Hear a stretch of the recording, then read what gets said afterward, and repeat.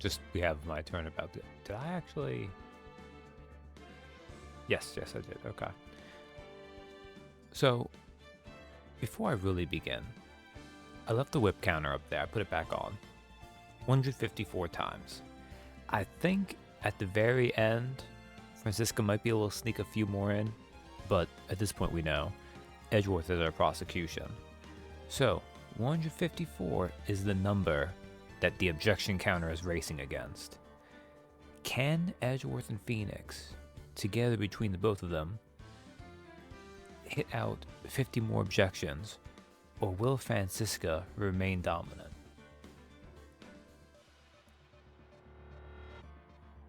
I arrived at the death of Wendy Oldbag. Hey, Captain. That would solve a lot of future ones, but miles ahead of the other prosecutors. I mean, if I count the ones from the old game, which wouldn't even be that hard, I would just have to load up the old one and check. But I can't do that. Mostly because Winston Payne would do surprisingly okay just from the metric of being the first prosecutor in like 3 different games. Oh, on guard, on guard. Yes, now I remember. Hey, Katie. Would you please get on with your testimony? Watch your language, young man. What sort of tone is that to take with an elder? My youthfulness isn't what it used to be, so you should forgive me for everything. Oh, God. No, I cannot get distracted by politics right now. If you keep on barking at me like that, I'll start singing at the top of my lungs. Oh, what? A striking figure by the sea, standing all alone is he. He's the Nickel Samurai. She's actually singing. Someone help my poor ears. Mr. Edgeworth, may you please do something about this racket? Witness, I'll give you a piece of gum later if you'll be good and stick to just the facts. Okay. You promise, right? What? Why was she so excited for that? I mean, it's because it's Edgeworth giving it to her, but still. Right. I'll be sending the bill for the chewing gum to your office at a later date. Remind me to send you a thank you note later too, Edgeworth, old chum. Edgeworth, don't do that to Phoenix. You have so much money. Like, Phoenix goes months without a case. If the investigation games are any indication, Miles will get like 3 cases in like a week. He makes so much money. He needs to leave poor Phoenix alone.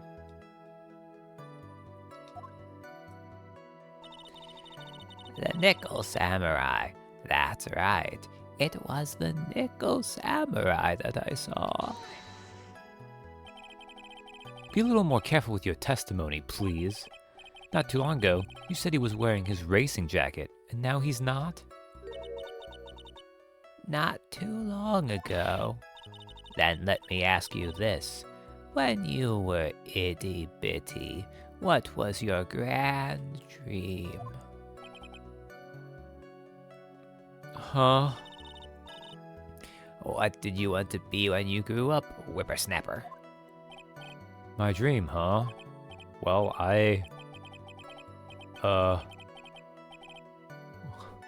What?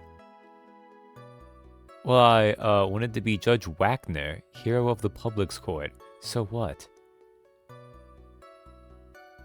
What is this Phoenix lore? I mean, I guess it was when he was like a really little child. It's kind of fun that like, apparently he always had an affectation for the law. Phoenix Wright wanted to be the next Judge Judy. I mean, based on the one judge we've basically seen, Phoenix probably would be a better judge. See, And look at where you are now. You're not Judge Wagner, are you? Are you?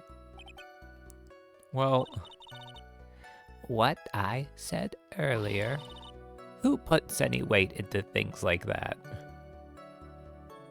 Judge Edgeworth, can we just ignore all her testimony? She just said it was worthless. The now is everything. I can't be held responsible for the past. Since when did court become theatrics over testimonies? I mean,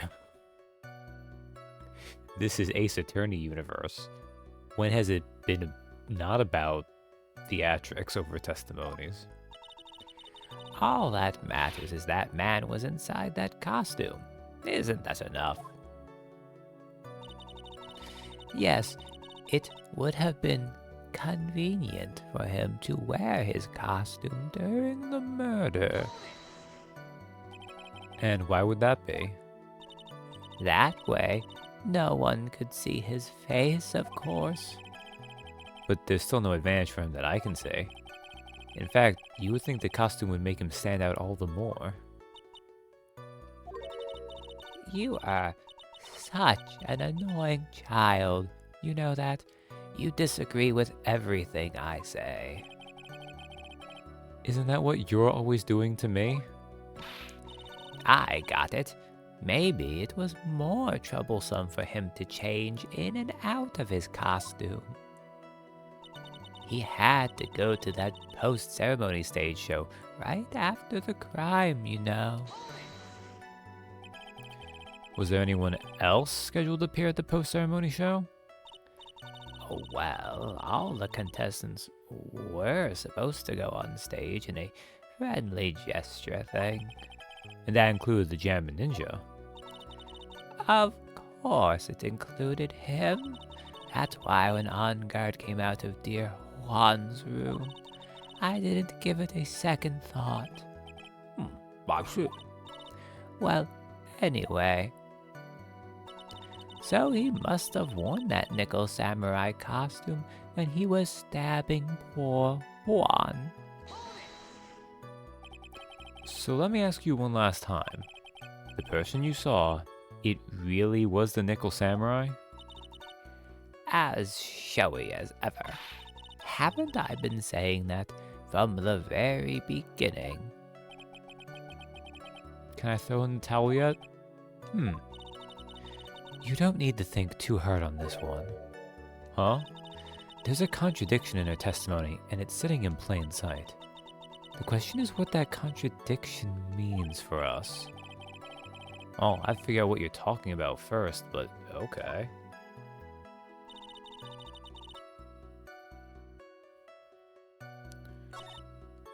Alright, Unger, yes, now I remember. Samurai, that's right, it was the Nickel Samurai that I saw. Yes, we've been convened with this guy doing the murder. You got that post on stage right after the crime, you know. And he was stabbing poor Juan. Okay. Oh, I'm having a dirt moment. Because Leah basically said that this is an obvious thing I need to look for. Probably just not thinking of this right. It doesn't help that I probably just let's see. Nickel Samurai. Convenient for him to wear it. The post station so sworn that Nickel Samurai costume who was stabbing poor Juan. Attorney's badge. Mine's Magatama.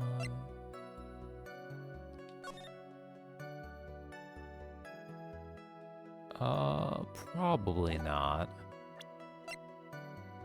Press conference ticket, no. Management receiver, no. The goddamn camera. I don't know if it's even going to be relevant for being this piece of evidence or what it's going to do, but it hasn't happened yet. But that's not related to this. The article. No, it's not going to be relevant at all. Got some water on the top of the lid. Bears Karita's fingerprints. No, that doesn't make sense. Oh, tomato juice. Bears Andrew's fingerprints. No. Crime photo. Assume it's some kind of wearing gloves thing. Suicide reports. Hang with a scarf and stabbed with a knife. Resident's blood and Unguard's fingerprints in the great water is engraved. Ah. I guess that makes sense. Because that both includes gloves, so he wouldn't have fingerprints on there. Even though, if it's also his dinner knife, he would have fingerprints from eating dinner first, but I guess there would be glove prints that would wipe them off. That makes sense.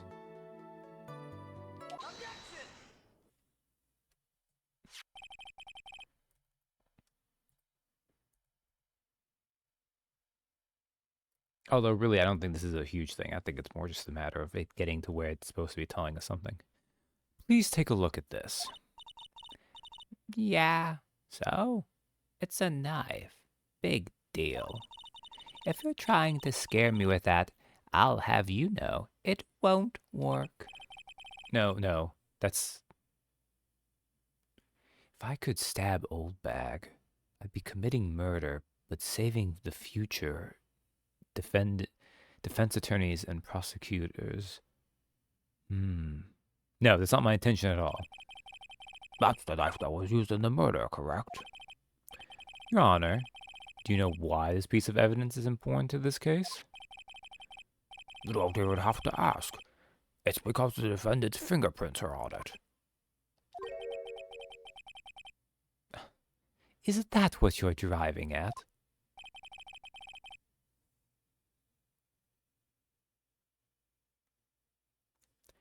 You know, how haven't we played a case as channeling Pearl or Maya as Mia? Probably because the best opportunity to do that would have been in that one case in the third game, and they did something else instead.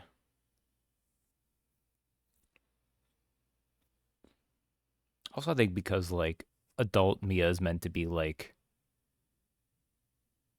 super powerful, competent. But also, especially now that they've done the Edgeworth games, like, it's not like they don't have people who are, like, supposed to be really good at stuff and they still don't have them have goober moments. And when you play as Baby Mia, you still have basically that going on. That is exactly what I am driving at. I think it is a missed opportunity, though. But what are we driving at? And whose car are we driving? Are we driving that luxurious British sports car from the Edie Beatty case? If Mr. Angard was really in the Nickel Samurai costume at the time of the murder, then it's impossible for his fingerprints to have been left on this knife. Actually, he would have wiped all previous fingerprints on this knife right off.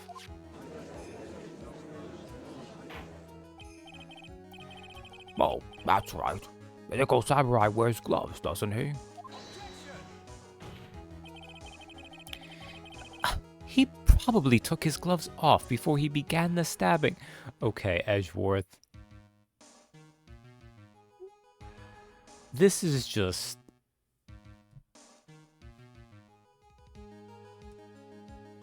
I'm sorry. Like... You're better than this, Edgeworth. I think he's probably saying stuff for something later down, but this is just really dumb. You just go to the room like, okay, now I'm gonna stab you. Let me take off these gloves so I can get all my incriminating fingerprints all over the evidence. It's funny when we know that courts already recognize that the channeling practice is legit. Well, they know that you can channel. He's rusty. This is fair. Like, they know it's a thing that mechanically happens. I don't know if legally Mia would still count as an attorney, but also I don't know if... Do you even really need an attorney's badge? Does he use phoenixes in the first trial day? Is that what happens? Man, I don't want to go into trials and tribulations right after this, but there's so much of that game I don't actually remember very well. Like, I have bits and pieces, but not a ton.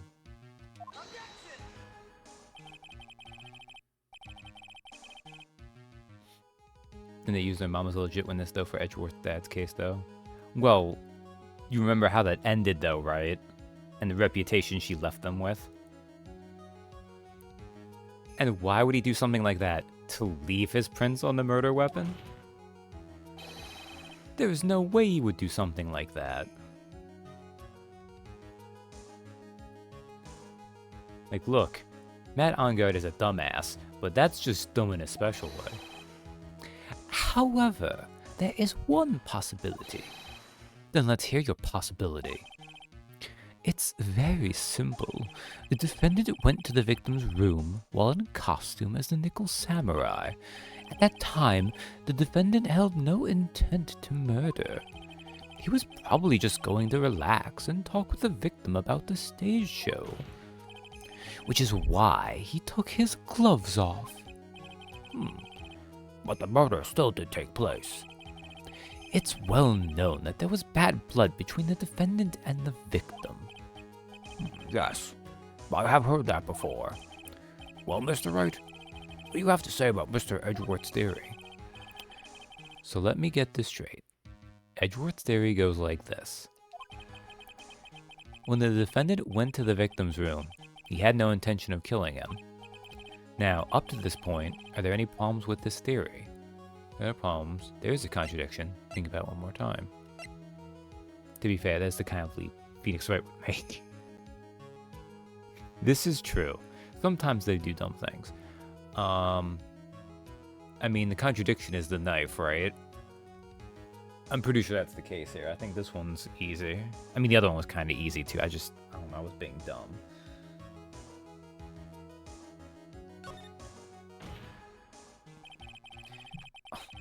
This theory contradicts something in an earlier testimony. What are you babbling about? Now, for argument's sake, let's suppose Mr. Ongard was the killer. If that's the case, I think it's impossible for the killer to have gone to the victim's room without intent. Yeah, Mr. Ongard's knife. Doesn't actually say that in here, but that's how it's been used before, so. This knife. This was used by Mr. Ongard at dinner. Yes, we did establish that. Which means that if my client was, in fact, the killer, then he brought this knife with him when he went to visit Mr. Kurita. I suppose. However, you just said it yourself. At that time, the defendant held no intent to murder. If that were true, then why would he bring a knife? He wouldn't, would he? Which means, Mr. Edgeworth, your theory was flawed from supposition 1. Supposition was on my word of the day calendar. And one more thing. If the murderer was wearing the costume at the time of the murder, then there should be glove marks left on the knife. Which means the defendant's fingerprints shouldn't be all over it like bees on a hive.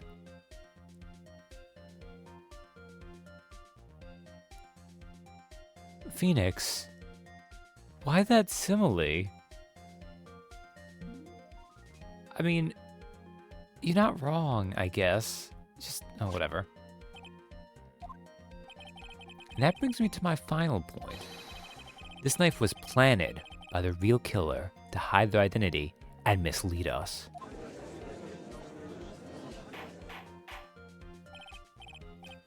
But order, I say. Order in the court. Was this knife really planted by the killer? Why would the murderer do such a thing? To hide the murder method, to frame Matt Ongard. Ooh, that was apparently the wrong thing. Whoops. It's to frame my client, Mr. Ongard, of course. Oh, okay, no. I don't know why they left the house. Stop freaking me out, game. Frame. Oh, wait, or maybe. Aren't you forcing the interpretation just a little too hard on this one? He was teasing you. A little bit. I'm trying to figure out if this is just also Edgeworth going easy because he wants us to bring out Adrian Andrews. Which doesn't make any sense because couldn't Edgeworth as the prosecution just bring her to the stand?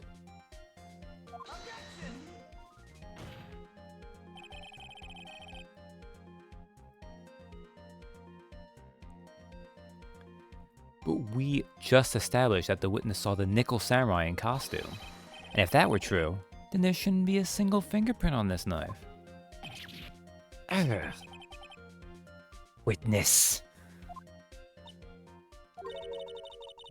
Looks like I've made your life a tiny bit more difficult. Edgy Poo? Witness, did you or did you not really see the Nickel Samurai? I think the case is trying to force a lead on Phoenix Wright early for clear reasons. I guess this is true. Well, I guess at first I might have forgotten, but... Are you saying you mix up Mr. On-Guard with the Nickel Samurai, his character on TV? Oh, but I mean, I can't really do anything about that now. Look, I was waiting around in front of their doors because, well, I wasn't waiting around for the Nickel Samurai, that's for sure. She wasn't waiting for the Nickel Samurai? Alright then. Who were you waiting around for then? That's top secret to anyone outside of security. I have a feeling that you were waiting for Mr. Juan Corrida. Am I correct, witness? The way you think, you are a sad amateur with a terrible case of nearsightedness. I mean, while Oldbag is correct, I also feel like she has no right to judge the judge for the very many failings he has. Amateur? Me? What am I an amateur of? So Oldbag was waiting around in front of the victim's room. But it doesn't sound like she was waiting to catch a glimpse of Mr. Corrida. Maybe. Phoenix, maybe the Oldbag was waiting around for that person. If it's who I think Mia's hinting at, it's certainly possible. Miss Oldbag, you were waiting for this person to come out of the victim's room, weren't you?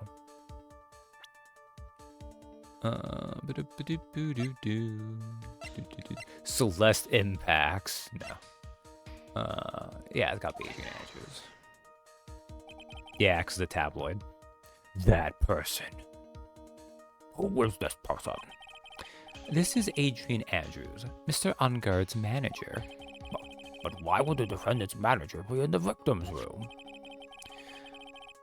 It seems that this is the latest rumor in circulation, Your Honor. Oh, this is... I see. The judge seems to be really into the article, if it can be called such a thing. Yeah, the judge would be into tabloid gossip. This manager with the initials AA. I'm saying it. Adrian Andrews. Without a doubt, the witness thought so as well. Looks like you found me out.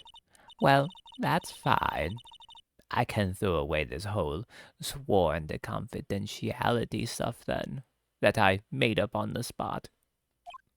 Well, witness? What in the world are you? Watch out, Phoenix. I've got a bad feeling about this. A very bad feeling. I got some information. Some very secret information from a certain source. So that's why I was doing my own little investigation. In secret, of course. Well, But what for? Oh, just for myself. Personal reasons and all that. Well, Mr. Edgeworth, how will you proceed from here? I really don't want to do this. However, I cannot simply let this point slide.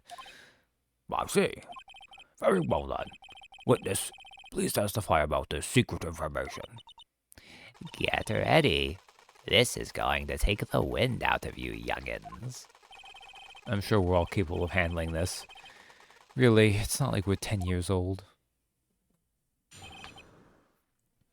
Witness testimony, secret information. That on guard is one evil, evil man. He thought he could ruin poor Juan by causing a huge scandal. So to do that, he sent his own manager to get in close with Juan, that hussy. I cannot condone such dirty tricks, so I took action. Oh, and this is top secret. You got that? Nobody else but you and me know yet, okay?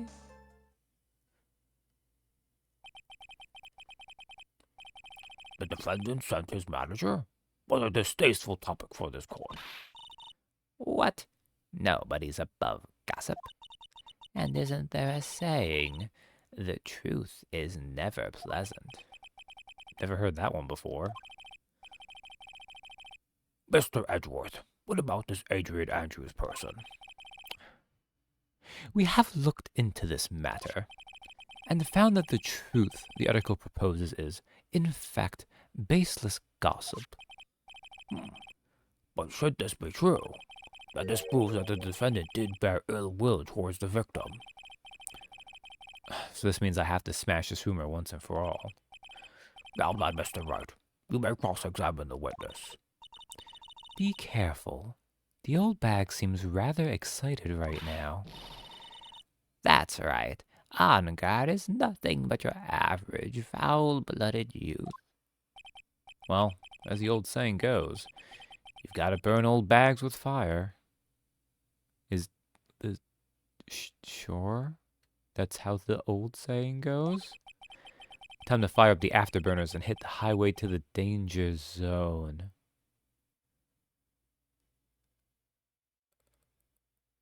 Phoenix, are you okay? I get the reference you're going for. I don't get why. I'm sure he's fine. Secret information. That on guard is one evil, evil man. You can't say something like that without proof. That's just slander. But it's true that a woman was getting intimate with poor Juan. Look, it says so right here, doesn't it? Manager to the stars, Miss A.A. But the name of the magazine this came from is Gossip Land. What? Are you saying that gossip is all just a pack of lies? What do you know? I suppose next you'll swear to me that the news is 100% truth.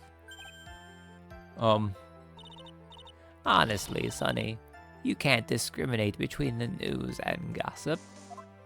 Ooh. I feel like... Oh, this got uncomfortably real. Yeah. Especially with it being an old lady saying it, like, old bags does things to the brain. Yeah. Yes, discrimination is bad, Mr. Wright. Discriminate? When did I do anything like that? Anyway, On Guard will never get me to say touche.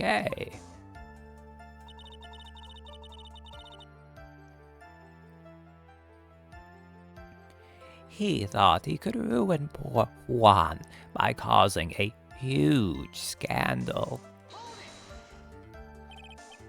A scandal? What do you mean by that? You're a dim-witted one, aren't you? I can't believe you don't know what a scandal is. Honestly, what are they teaching kids in middle school these days? Ah, no. No. I wasn't asking what the word scandal means. Even I know that much. Phoenix, don't cell phone yourself in front of Old Bag. Well, that on-guard thought he could own a monopoly on popularity. A monopopularity. So to do that, he sent his own manager to get in close with Juan. You don't have any proof that Miss On-Guard did any such thing. You must be suffering from shock. The shock of hearing the truth. And now, since you're in so much shock, you can't do anything right. You're right, I can't do anything. But boy, do I wish I could do something about you. Alright then, Sonny. Show me what you've got. Can you show me proof that On-Guard didn't bear any ill will towards Juan?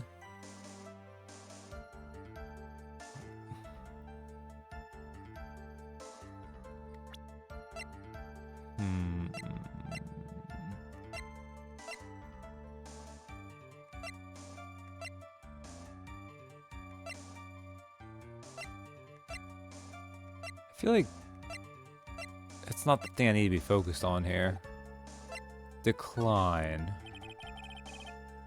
I don't have anything to offer. See, just as I thought. And you were lecturing me about saying things without proof. You've just given me a free pass to say whatever I want, whenever I want, silly boy. Me and my big mouth. I'd say how dare she, but this is how Old Bag was anyways. She's just now said the quiet part out loud. That's the way the cookie crumbles. For you, anyway. What have you done? I cannot condone such dirty tricks, so I took action. So, what do you mean by I took action?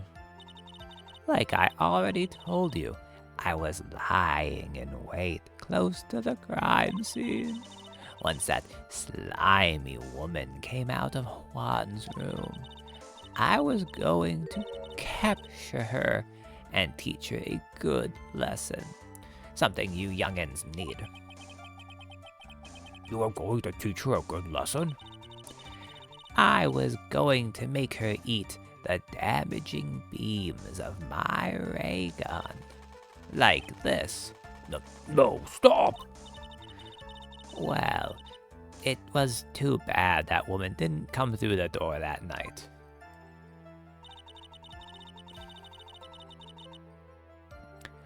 Oh, and this is top secret. You got that? Nobody else but you and me know yet, okay? Wait. What? I'm a busy woman. Tea time with the kids is over. Secret information that no one else knows yet. If that's true, then how do you know this secret information? Ha! Well, that's because I'm a pro. Yes, that's it. It's a secret. Even if you drilled a hole into my brain, you'll never find out. How in the world did that old bag is such a secret piece of information?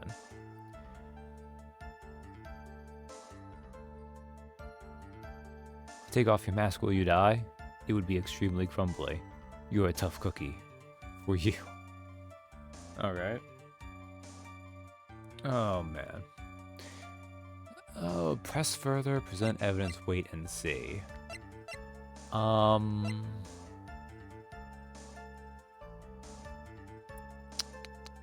So we know what this is, right? It's the camera. But maybe I need to press further first?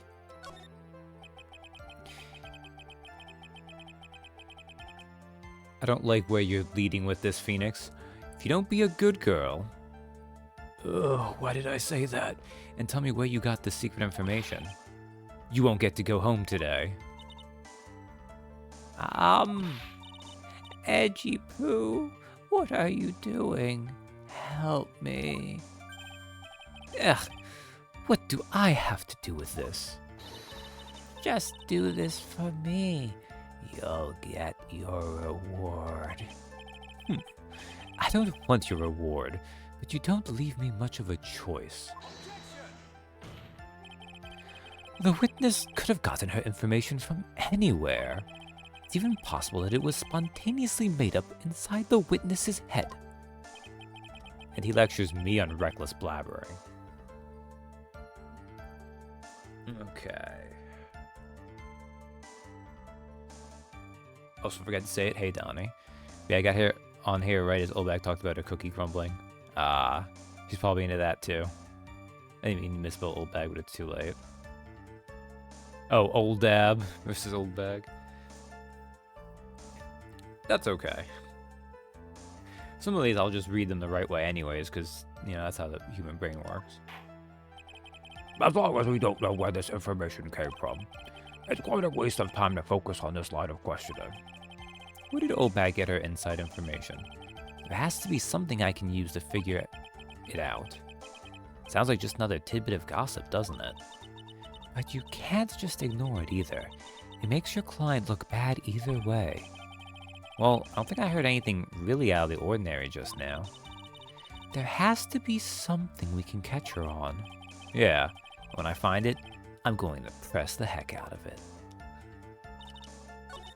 Alright. I guess we have to use the, camera.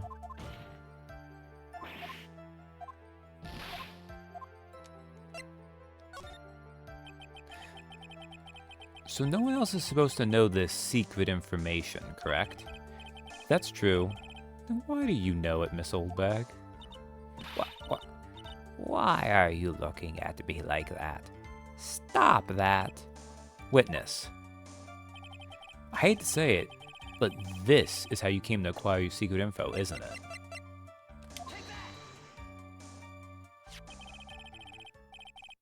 The investigative photographer. Lot of hurt. Also one of the worst liars to go on the witness stand. Oh yes, I remember that mischievous girl. She ended up getting like 6 penalties of 6... Wow. 6 charges of perjury. I don't know why my brain just derped out there. Or counts, I guess. She reported that she had lost a certain note she had written to herself. She reported such a thing? On that piece of paper, she had written down some of her outrageous impressions about the relationship between the victim and Miss Andrews. What? Outrageous ideas, you say? No.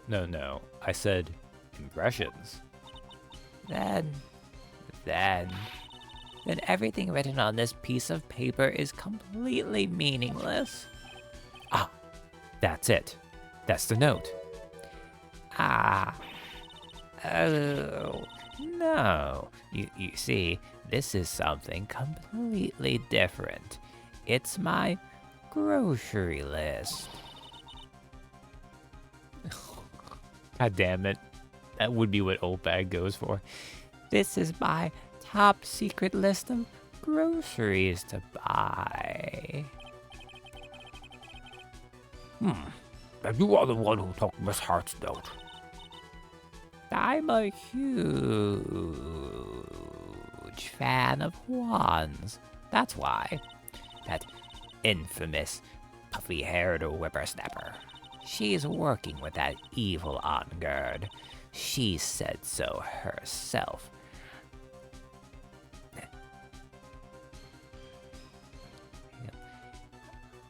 On guard, I am his sidekick. She was so happy, smiling like a silly duck. I was only checking what she had written.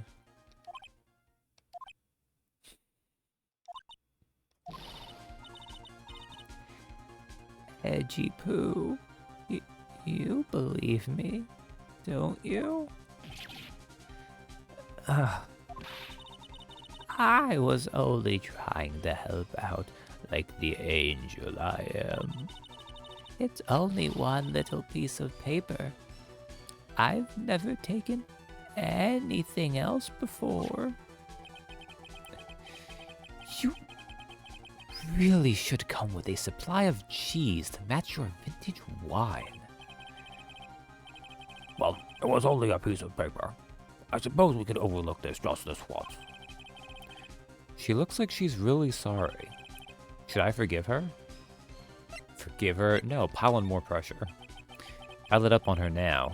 She'll get away. I have to find some way to inflict a deafening blow to the prosecution. Witness, you said that the only thing you stole was that note. Is this correct? Stole? Why don't you listen more carefully, you annoying brat? I saved this piece of paper from the terrible, lonely trash can. That's all. You're lying, damn it. And I can prove it. Are you putting my credibility under scrutiny again? Miss Oldbag, I don't believe that the note is the only thing you stole that night. I mean, yeah, it's the same thing I presented earlier.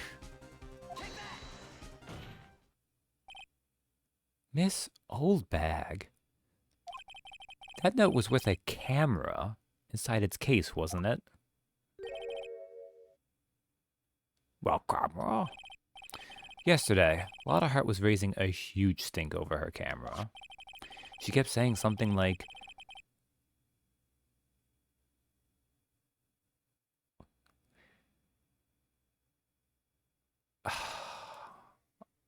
okay, wait a second. Okay, Phoenix doing this. She kept saying something like, my sweetie, oh God. I'm not prepared for some reason. Ugh, I hate these ones. Because I always try them, I really shouldn't. I should just read it in Phoenix's voice. It'd be easy that way.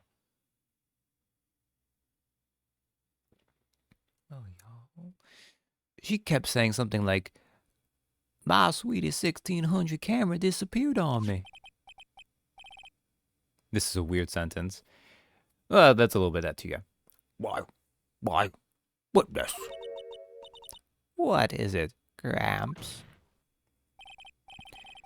If you have the note, then it is only logical that you have the camera too. Grr. Looks like you found me out again, Sonny.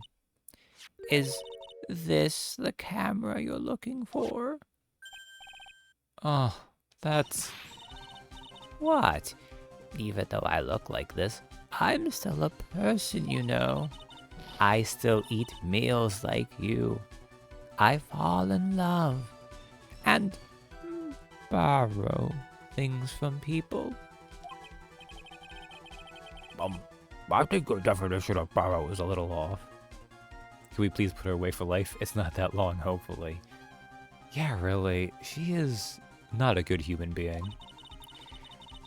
I saw that woman's business card, and that's when I noticed it said, Slime Bag Celebrity Photographer Extraordinaire. Well, when I saw that, I had to know what sort of pictures she had taken. I'm a professional security guard. It's my business to know these things. Bailiff, just kick her out of the courtroom. Check this camera's photos. Hurry. We must examine them at once.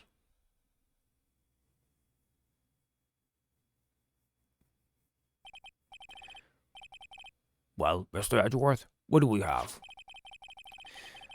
There is only one photo that seems to be relevant to this case. Please present it to the court.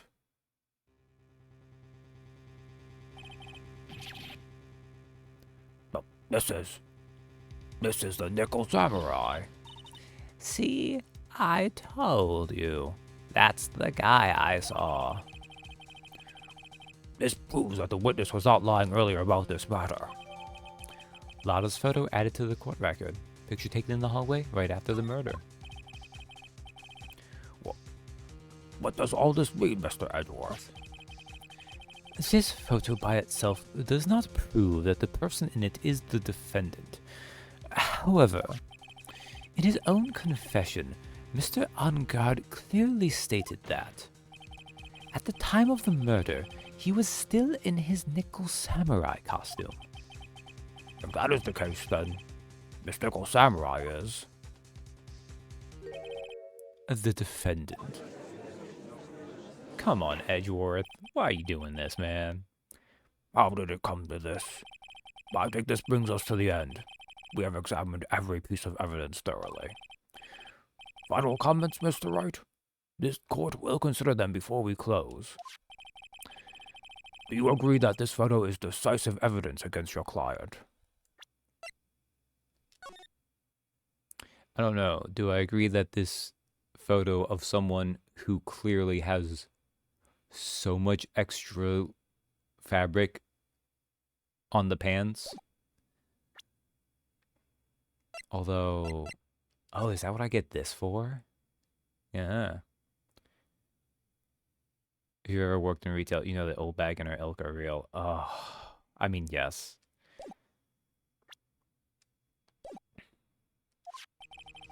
This photo really is decisive, then we're done for. But if I raise an objection here and blow it, that would put Maya's life in jeopardy. I can't make a mistake here. There's only one road out of this mess. This photo that Lada took, there's nothing strange with it, something strange with it. Yeah, there's obviously something strange with it. It's the legs. There's something strange with this photo. I knew this was coming, right? Your thoughts, Mr. Edgeworth? I think we can all agree there is nothing strange with this photo.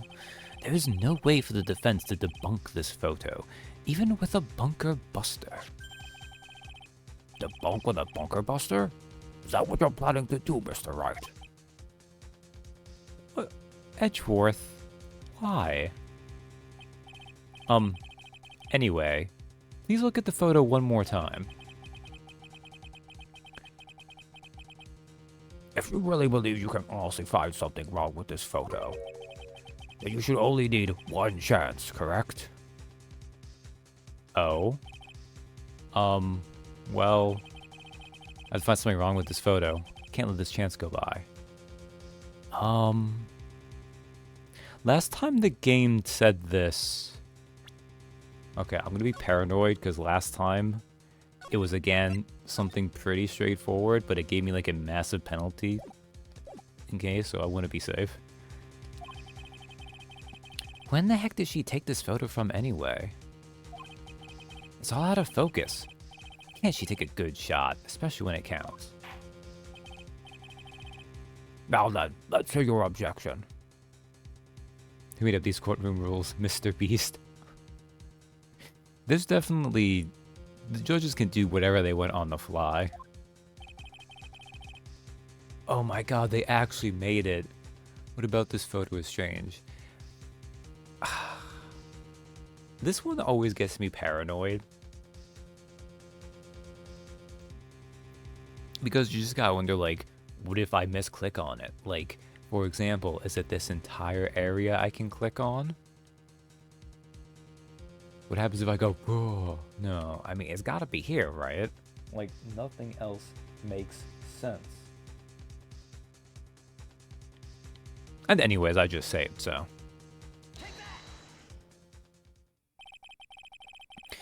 I would like to direct the court's attention to this one area right here. What are you pointing to? His ankles?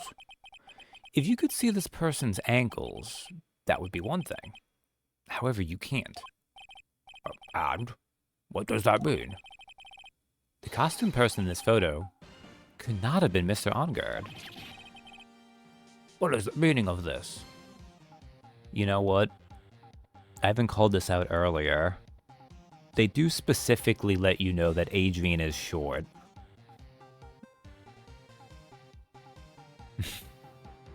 Oh well. What is the meaning of this?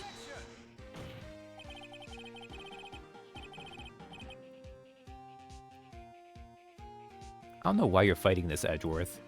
This is a really obvious thing.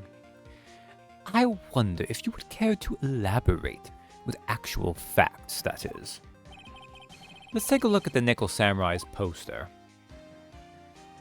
Look at those seductive ankles. Please pay particular attention to the area around the bottom of the hakama. Hakama. His socks. You can see his socks. It must be nice only defending people who didn't do it. Chris, we can't look at ankles. The Twitch cops will get us. We're not there yet. It's only hips that are a danger. For now. Exactly. However, in this photo, the Nickel Samurai is clearly holding his hakama up just to walk. Seductive ankles. How scandalous. There was only one explanation for this. The person inside this costume is clearly much shorter than the defendant.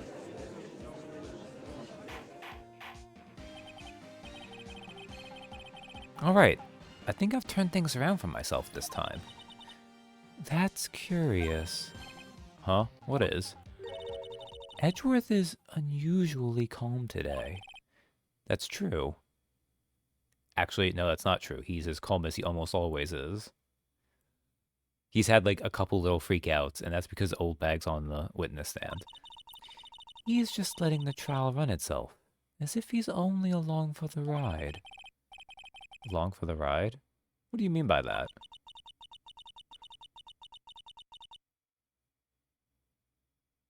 Ankles to the OnlyFan pipeline is the new meta.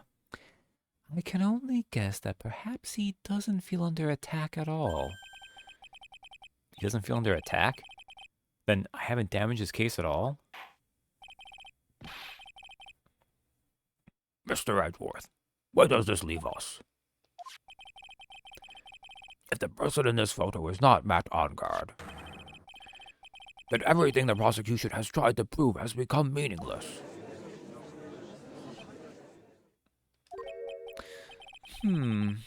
I figured it would come to this. What? Right. I have something I want to ask you. I think you have proven that the person inside this costume is not Matt Ongard. In that case, who is this a photo of? Who is the person wearing the Nickel Samurai costume? Don't stress out over this, Phoenix. It's very simple. What you should be focused on is Edgeworth's attitude, don't you think? Yeah. Why is he so calm? Mr. Wright, let's hear your thoughts. Who is the person in this photograph? Why, every time do they make me laugh? Edgeworth would make a great DM. Always puts up a good fight, but always destined to lose.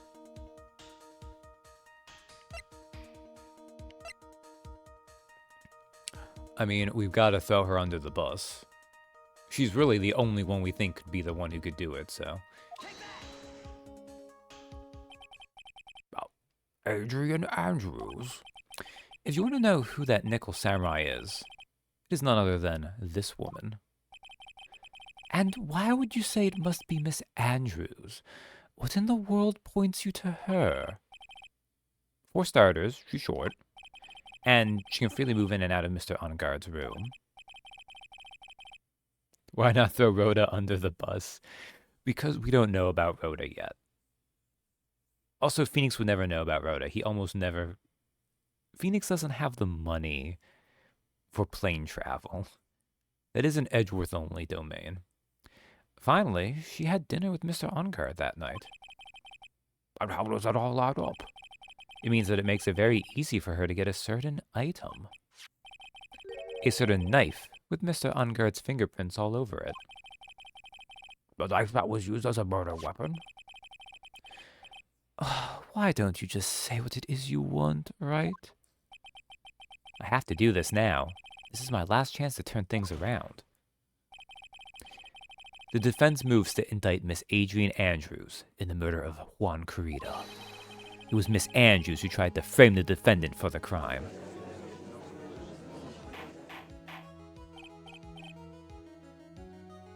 Order. Order. Order. It looks like this trial has hit a most unexpected development. Mr. Edgeworth. Yes, Your Honor? This court is issuing a subpoena for Miss Adrian Andrews. A verdict cannot be passed without first hearing her testimony. All right, this is it. This is kind of bad for us. Huh? What do you mean? If Adrian Andrews is summoned to court as a witness, it means that the trial will go on for another day. One more day? Ooh. If I don't get a verdict today, then Maya... Now then, we shall set Miss Andrews' testimony for tomorrow. What am I supposed to do? The judge is about to adjourn the court. Wait and see, raise an objection. So this is not actually a choice, right? I'm just wondering if I should...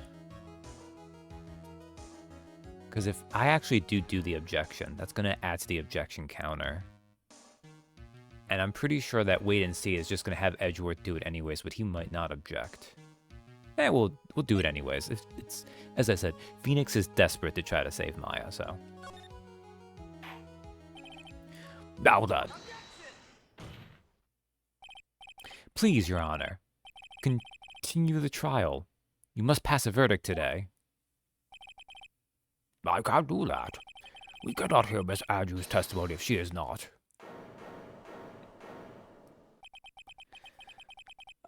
I abhor wasting such valuable time.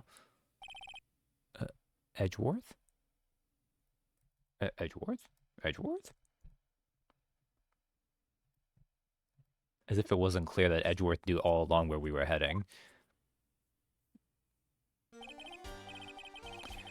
Your Honor, I request that you please continue with today's trial. But we cannot continue due to this unexpected development. Unexpected development?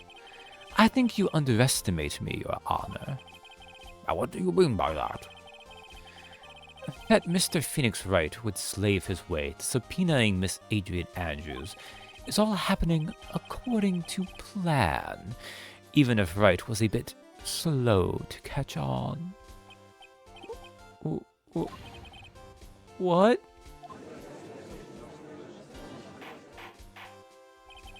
Edgeworth is being extra bitchy too, isn't he?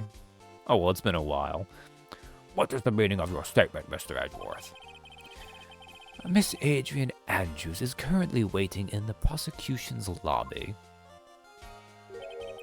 She is the next witness. Everything was planned out in advance by that man? Somehow, I knew there was no way Edgeworth would overlook Miss Andrews. Looks like this battle is far from over. Exactly. Very well. We will call the next witness. However, before we proceed, we shall take a 10-minute recess. Please prepare your witness in that time, Mr. Edgeworth. The court will now take a 10-minute recess.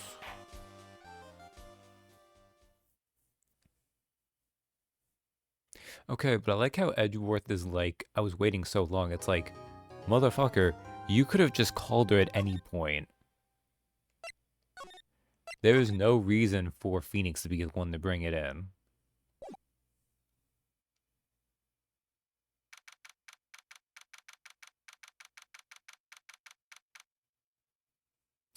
March 22nd, 2:14 p.m. District Court, Defendant Lobby number 3. Dude, I can't believe that Adrian. No way. Not cool and collected Adrian Andrews. Part of me's like, should I take a break now or just keep going on? Because it's only an hour in.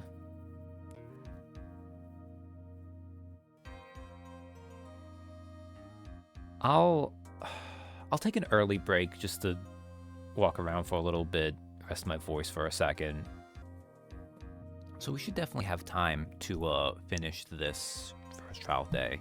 I might even go into the investigation phase. Welcome back, thank you. And I see Diane's brewing some tea himself.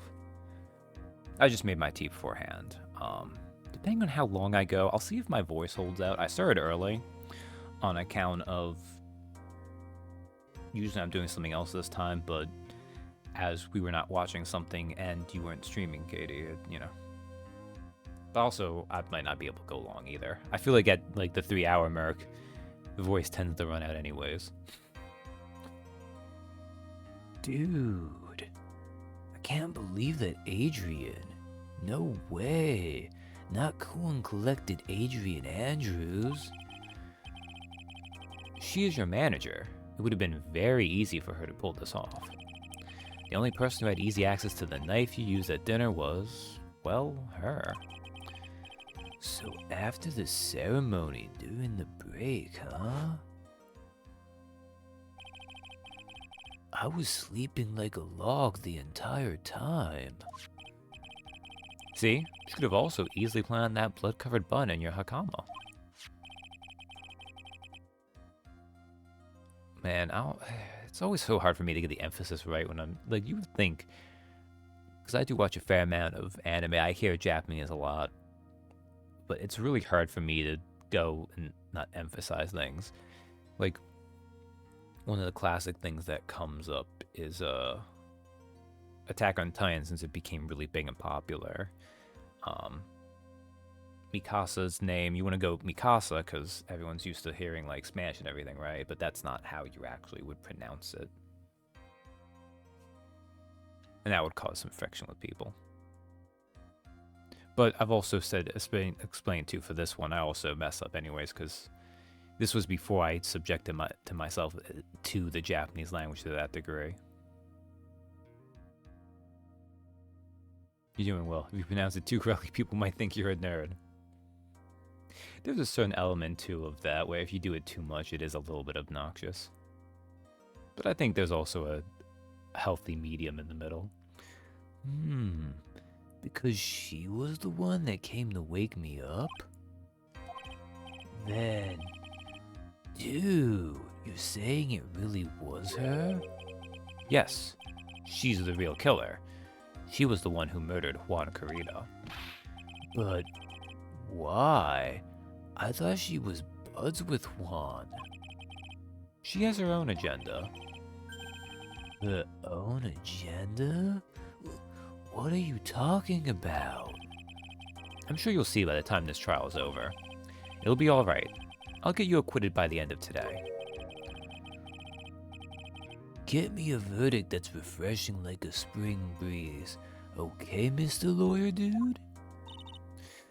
Phoenix, you think her motive is related to Celeste Impact's missing suicide note, right?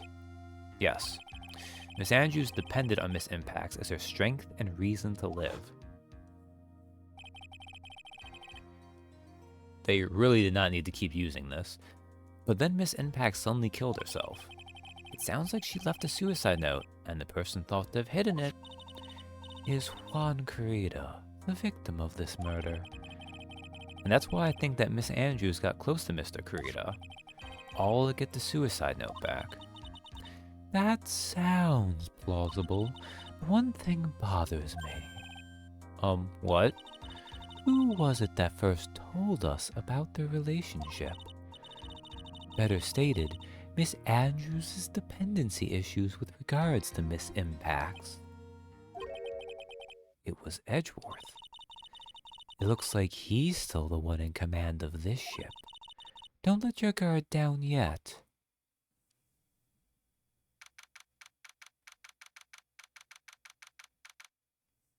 March 22nd, 2:25 p.m. District Court, courtroom number 3.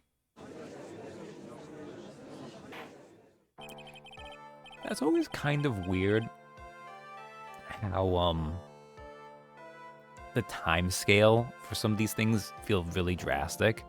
Like, it didn't feel like this first part of this case was as long as the game said it was. But oh well. Court will now reconvene. Now then, Mr. Edgeworth, if you please. The prosecution calls the witness subpoenaed by this court, Miss Adrian Andrews, the person who discovered the crime in Mr. Juan Corrida's room.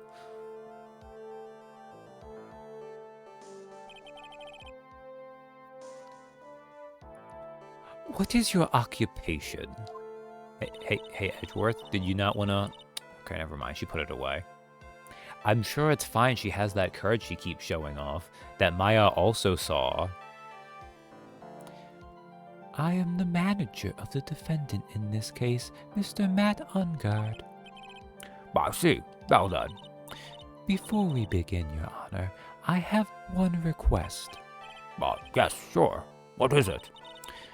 I'm sure everyone in this room is wondering the same thing, and would love to find out more about my relationship with the victim. After all, it was the topic of a certain weekly magazine recently. No. I have no idea what you mean. I've never even heard of Gossip Land. If the judge was ever a prosecution witness, he'd do all my work for me. I mean, yes, Phoenix, that is exactly correct. Anyway, I was wondering if you could please tell us about your relation to the victim. Yes, I was seeing Mr. Corrida. I was also aware of the rivalry that existed between Matt and Juan, but this was a private matter between Juan and myself. So it was a fry and bait matter. Or was that bait and fry? Reminds me of fishing. But I didn't kill him. No one is accusing you of that. I think there's someone who would beg to differ. I mean, Phoenix, we have actually already accused her. I think we all understand your relationship with the victim now, Miss Andrews. Very well then. Witness, please testify to the court about what happened when you discovered the murder that had taken place. When I found the body. It was time for the show to start, so I went to get Matt from his room. After that, I went to Juan's room, and there was his dead body.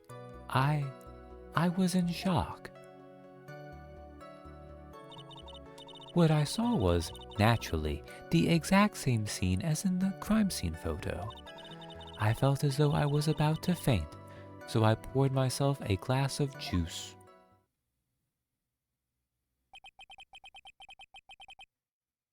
You poured yourself a glass of juice? Yes, sadly, I didn't remember not to touch things at the scene of a crime. And I disturbed the crime scene by moving this one thing.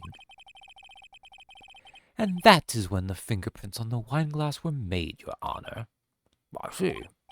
Well, Mr. Wright, you may cross-examine the witness. Phoenix, she is one cool and collected customer, and she has the brains to match. Yes, I know. In order to catch a person like her, you have to avoid head-on confrontations. You should disrupt her pacing. Disrupt her pacing? She's the type of woman who is easily thrown off by things inconsistent with her thinking. So you have to attack when she least expects it. The instant you let up on your offense is the instant this trial is over. Understand? It's kind of fun to have Mia being more actively, like... I feel like even in the, very first trial in the first game, Maya's not directly helping you this hard, but this is because, like, one, it's a harder case, but two, also, there's a lot on the line here.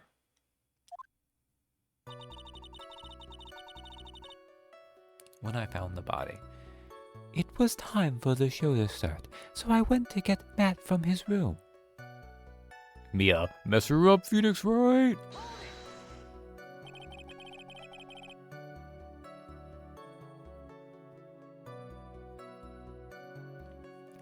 And what was Mr. Ongard doing at the time? He was taking a nap.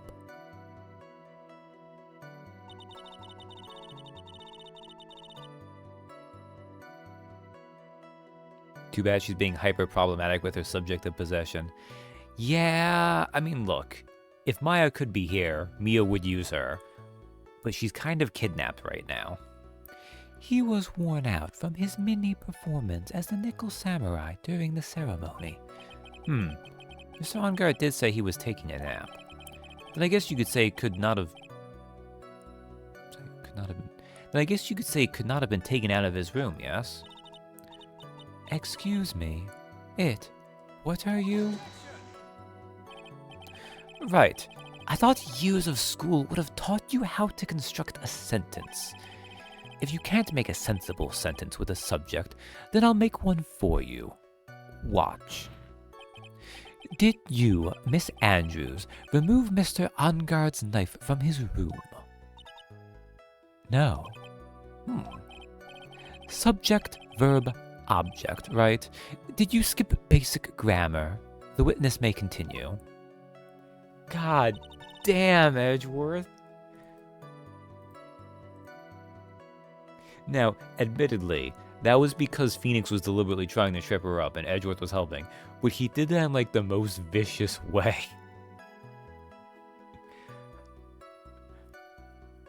Edgeworth's like, Phoenix, I went to elementary school with you, but I did move and go to another school before I could see if you graduated. After that, I went to Juan's room. And why did you do that? As a friendly gesture, Juan was to make an appearance with the other heroes. So the show was supposed to be a show of friendship, huh? Press further, letter B. We can press further. I don't think this is gonna be it, but is that the only reason? I beg your pardon. What are you implying? You had a certain goal in mind when you started to get close to him, correct? So perhaps you had a more personal matter to discuss with the victim? Sorry, but I didn't have any such intentions in mind at that time.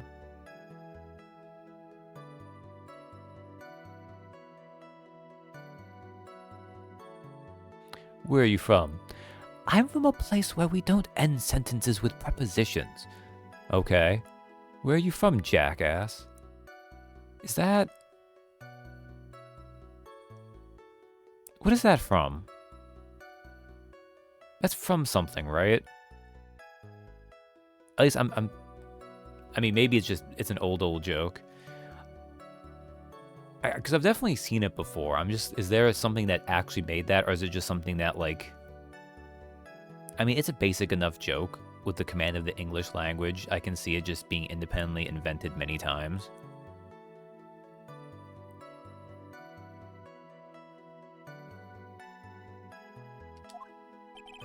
I can't get her to talk without a strong piece of evidence, I guess. May we continue now? Witness, what did you see when you got to his room? And there was his dead body. I was in shock. You were in shock? What? Was I not supposed to be?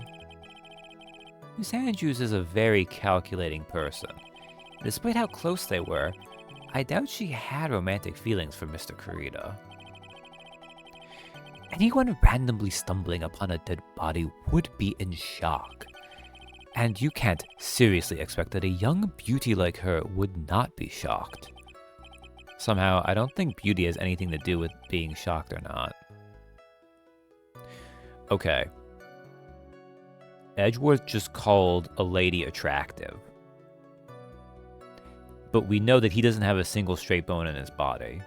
Is it just because he's using any turn of phrase he can access to try to dismantle Phoenix? Which is how he's able to use the term beauty like that? Lies. I see. What I saw... I was doing miles there, that was dumb. What I saw was, naturally, the exact same scene as in the crime scene photo. I mean, we know this isn't true because she put down the wine glass, but I feel like that's more a... I don't think that would be what we need to do here. This is the photo you're referring to, correct? Yes, the one with the knife lodged in his chest. And the guitar case was like this too? Yes, it was open and empty, of course. And then what did you do next, witness? I felt as though I was about to faint, so I poured myself a glass of juice. Juice? Yes, there was a bottle of tomato juice on the table, so I helped myself. But you didn't drink any of it, did you? Huh? Slander and lies, hearsay and rumor. There were no lip marks left on this wine glass to suggest that anyone drank from it. I wasn't feeling terribly great, so I set the glass down without drinking it. Miss Andrews, I would like to confirm with you one more time. When you discovered the dead body of Juan Carita, you were in great shock. And that's when you poured yourself the glass of juice, correct? And what of it? My mind really was a complete blank at the time. Your mind was a complete blank? I didn't think that was possible for you. Aren't you rude today? Have you heard Edgeworth across from me? I am not the rudest one here. Tango and Cash, Turner and Hooch, Hollow Notes. I was so dazed that I made one careless mistake. That one thing. What one thing? Never mind. It's no big deal. What was she starting to say just now? Press further, because we got nothing to go on. Miss Andrews, I'm convinced that, as you said, you made a mistake at the scene of the crime. What I really want to know is what this mistake was. Actually, so would I. I'm sorry. It's kind of embarrassing. When I set the glass down on the dresser, I accidentally knocked the flower vase over. Was she gonna say she pulled the knife out of the body and put it back in? No. Oh, that would be really funny. Flower vase? Are you talking about the one on the floor in the crime photo?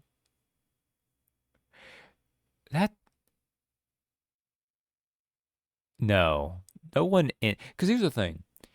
Ace Attorney universe has enough dumb people in it. I could legitimately see a character being like, well, I pulled the knife out to make sure they were actually dead, and then I just stuck it back in there so it, if they're already dead, what does it matter? But I don't think they would ever actually do that because that's just so dumb and also a little bit morbid. I love to... You just go by, hey, are you dead? I mean, it's not bleeding anymore. Okay. Well, I mean, I found the knife in the body, so I might as well should put it back where I found it, chunk.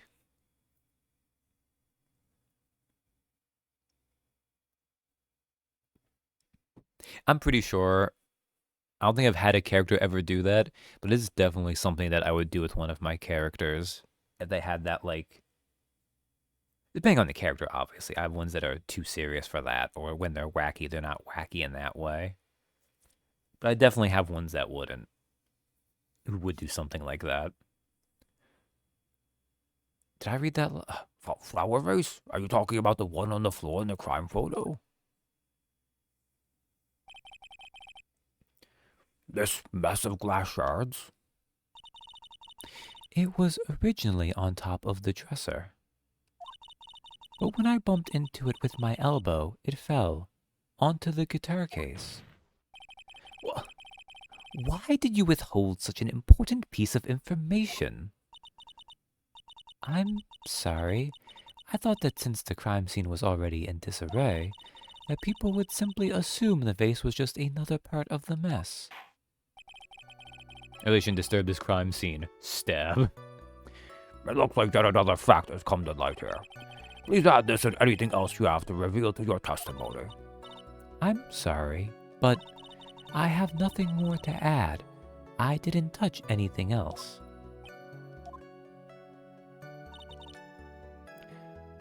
I was the one who knocked the flower vase over where it fell onto the guitar case. What kind of flower vase was it?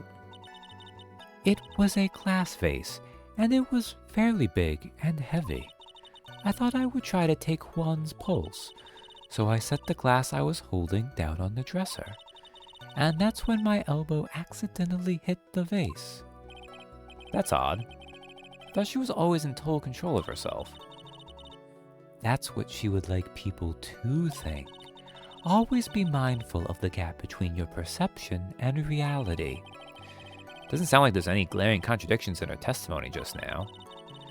I warned you earlier that she would not crack so easily. The only way to make her is to keep on the offensive and not let up. The only way you're going to catch her is with some very strong, decisive evidence. I have to find something. I just have to. Maya's sake. Okay.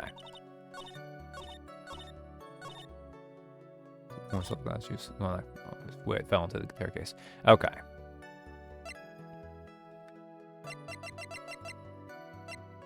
Indeed, there's some water, but only on top of the lid.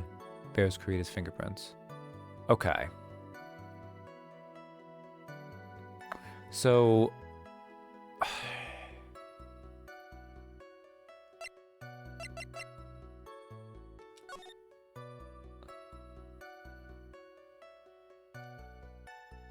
So we have this here is the picture of the guitar case. Would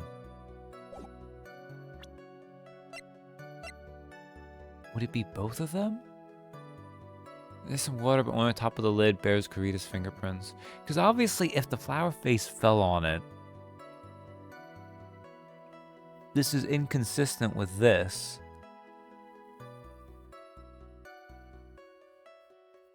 But it's also inconsistent with the crime photo.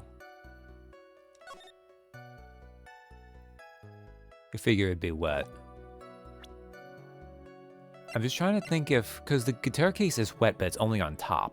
But with the way the crime scene is, it'd be wet on the inside. I'm just trying to think, because it's almost like it's both of these pieces of evidence combined. I'm gonna go with the guitar case. Okay.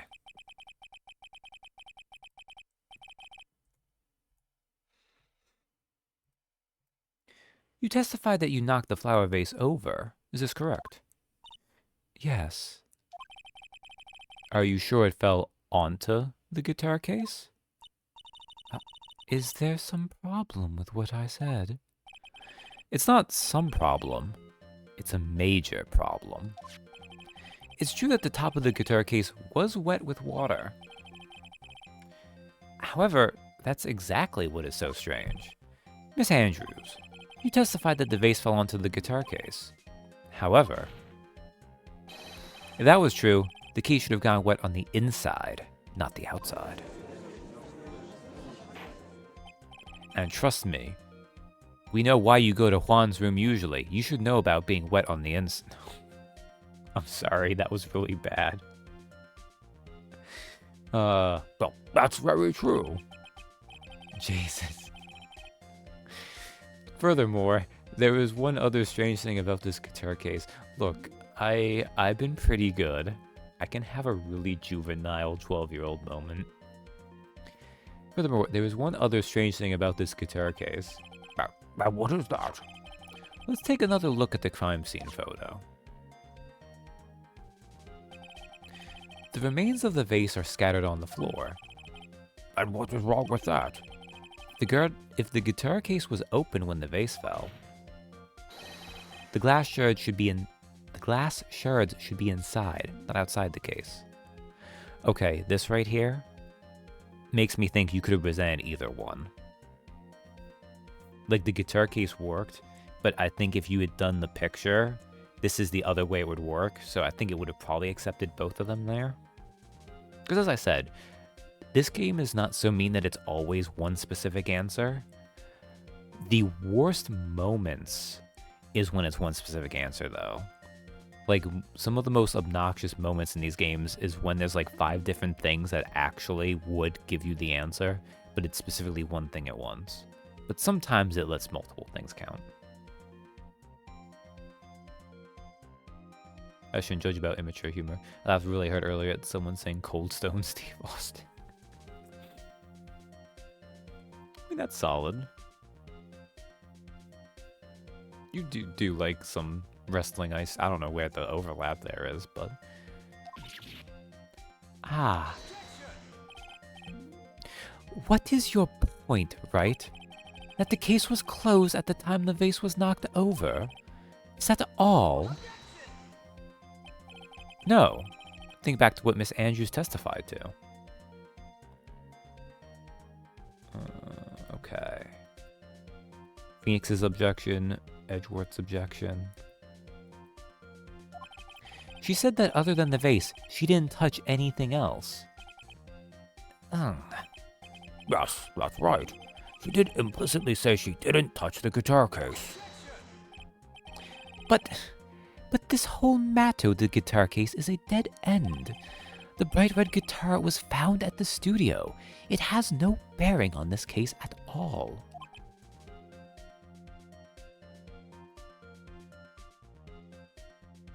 Okay. That may very well be. However, the empty guitar case does seem to have no relation to this case, doesn't it? It seems that there is no deeper meaning to the guitar case. Well, Mr. Wright, do you think we need to hear more details about the guitar case? Make her testify, let her be.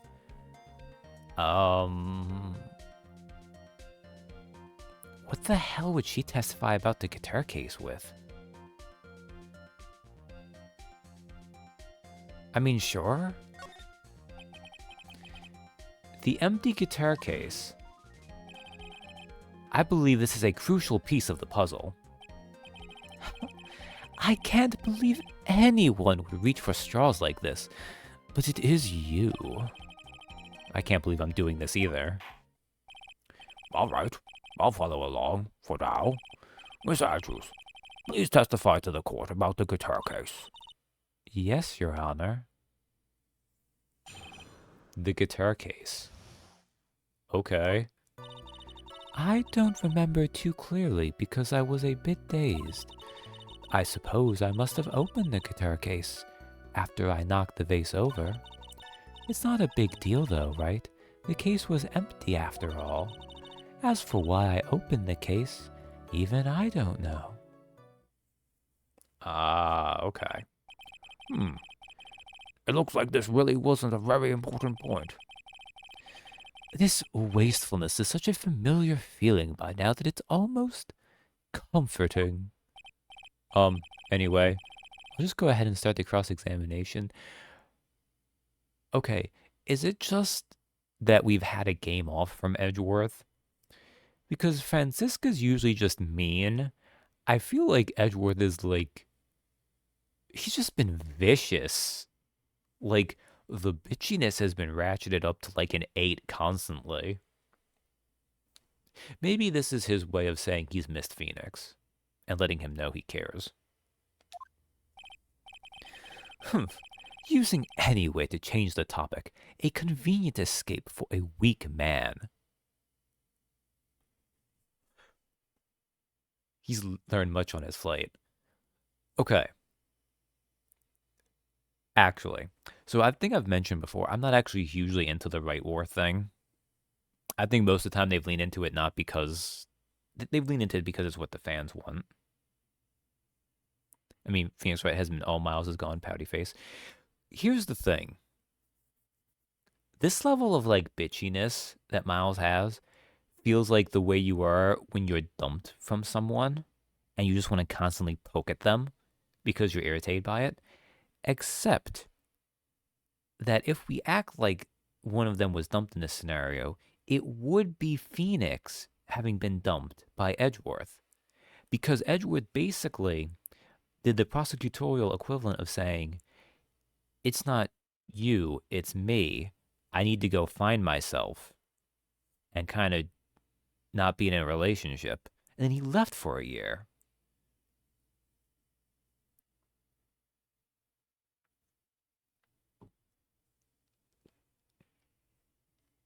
Convenient escape for a weak man. Jesus, Edgeworth. They both are telling each other the other dumped them, clearly. Maybe there's a little element of that there. Okay, I might not... This might not be one... Like, I'll press it anyways, because I press everything. I think, actually, though, it might be...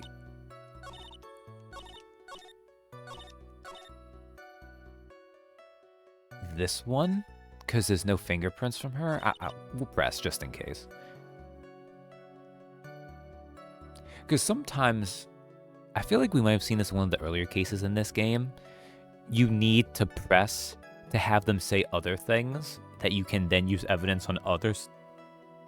Like, I believe this happened in the second case with Meanie, where, like, we had to have her give a couple extra things of dialogue to have the context for why she was a lying bitch. I don't remember too clearly because I was a bit dazed. During your testimony just now, did you remember those events clearly in your mind? Well, you see. Are you sure you are the one who opened the guitar case?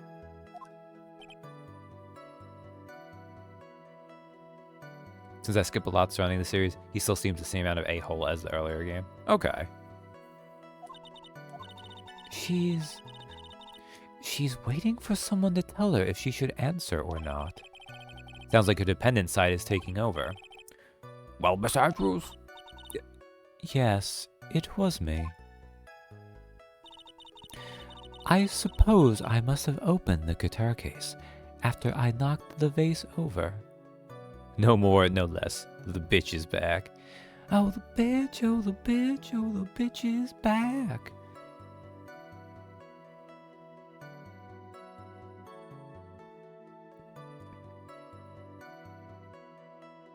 I do appreciate that Elton John song, but it's probably not in my, like, top 5 or maybe even top 10. I suppose I must have opened the guitar case after I knocked the vase over.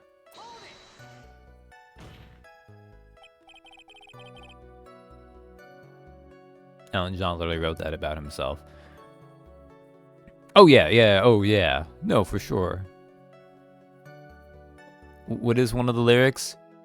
I can bitch because I'm better than you or something like that? No, that's definitely like, that's a you're owning it kind of song. So you opened the guitar case then? Yes. Well, maybe. Why did you open the guitar case? Huh? Mr. Kurita's dead body was right there in front of you, wasn't it? I would think that the first thing you would do is call for help, not open a guitar case. As the witness has said multiple times, when she found the dead body, she was dazed. Let me count this objection.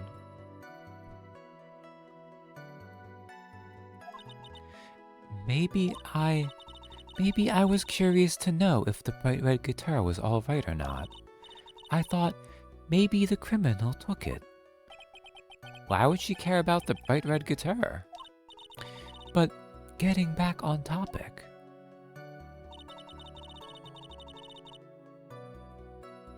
It's not a big deal though, right? The case was empty after all.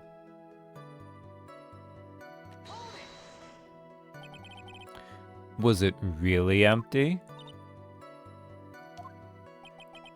I was just wondering if maybe when you opened the case, the guitar was still inside. How long have you been a lawyer, Mr. Wright? Have a little professionalism. Edgeworth, please. Why are you so mean?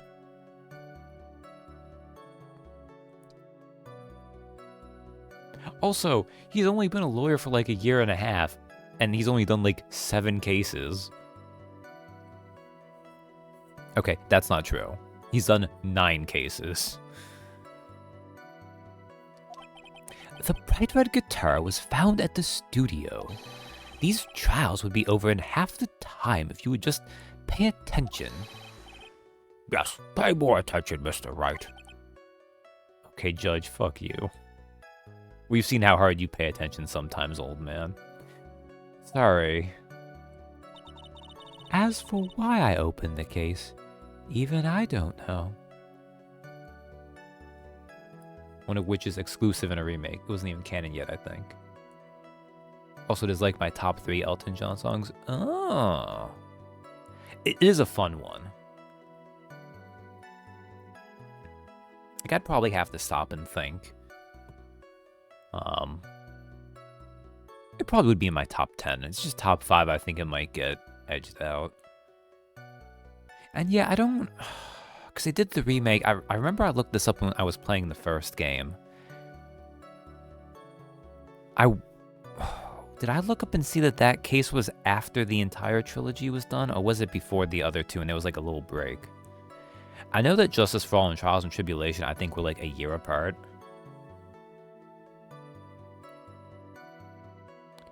As for why I opened the case, even I don't know.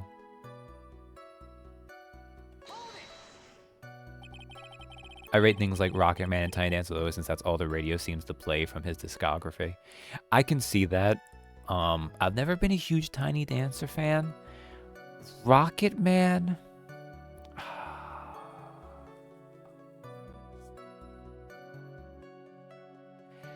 I like Rocket Man all right. I assume the third, like,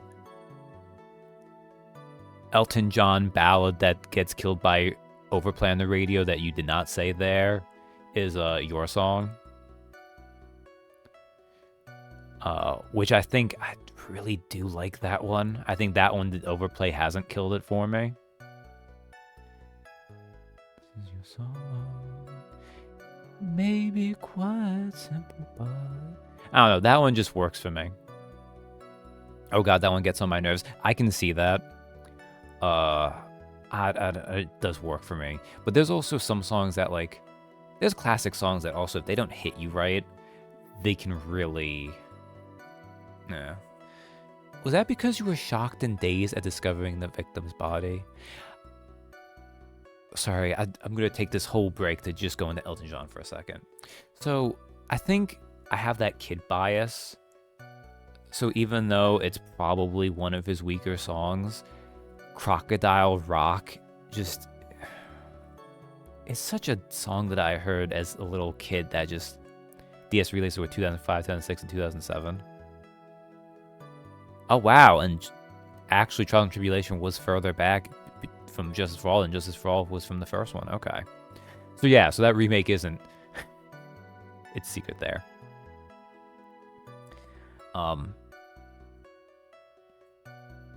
I'm Still Standing might be my favorite overall. I don't know what it is about that one that really works for me. The worst thing he's ever done is sing the Dido chorus from Stan with Eminem at an award show. I think the Grammys. Oh, that is weird. Still Standing is so good. I love it. Why can't I remember what is the second half of its name? Because I also really like, oh God, why am I blanking on it right now?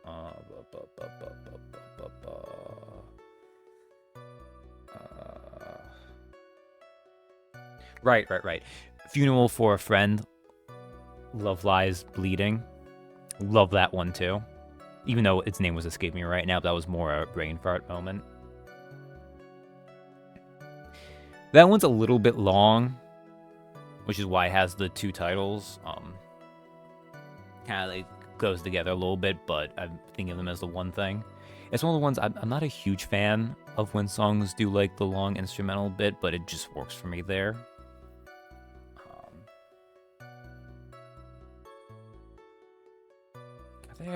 Okay, Still Standing. Funeral for a Friend, Love Lies Bleeding. Your Song, Crocodile Rock.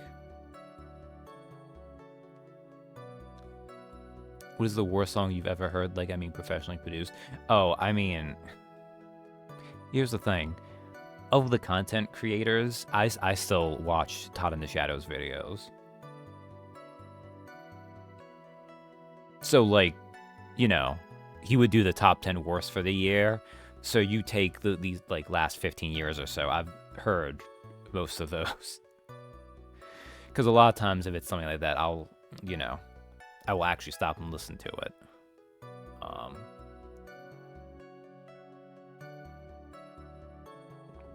The worst song I've ever heard professionally produced.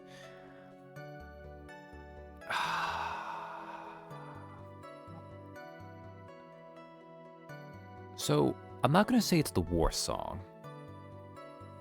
And I'm going to kind of cheat here a little bit. But, like, if it's a song that I, like, have a real personal dislike for.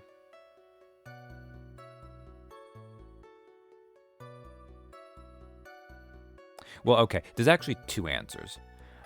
One of them, this might be a little bit weird, is the ending for Outlaw Star. Because I heard that in the context of Outlaw Star's ending, and my soul violently rejected it as the note that series would choose to end on. I don't think that's a valid way of saying it's the worst song, but just that context for it, you know what, I understand. The other one, and I would even hate this as a kid,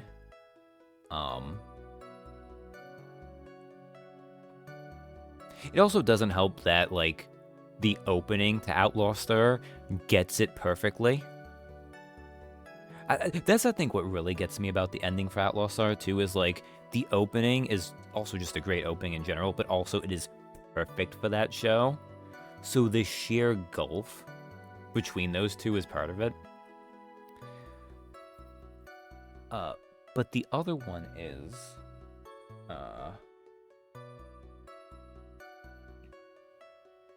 yeah, okay, it is UB40. Red Red Wine by UB40.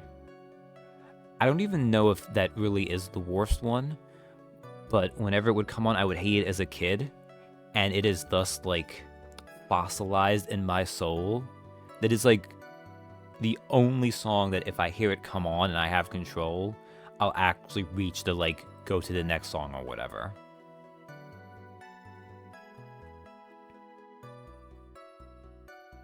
So speaking about shock and daze, like when you hear a really bad song, or a song you don't like.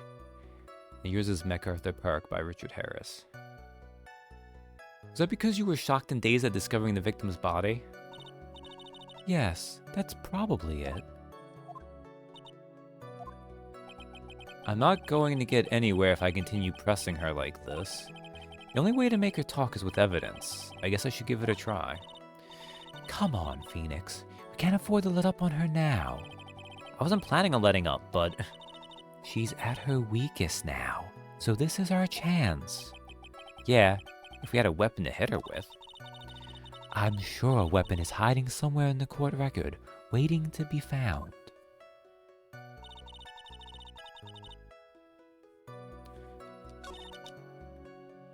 Okay. My musical taste was stunted due to growing up in a family that exclusively listened to country. I have a little bit of that, although mine wasn't. It wasn't limited in one genre, but it was mostly like. I've listened to so few like actual albums. I've listened to a bunch of best of albums, but it's not the same. And a lot of it would just be like those collections you would get of the best popular songs from the 60s, 70s, 80s. Also killing me softly with this song.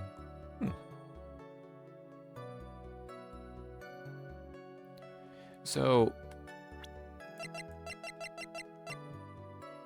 there's Karita's fingerprints. It's gotta be the guitar case, right? It's like 5 minutes, but it feels like 20.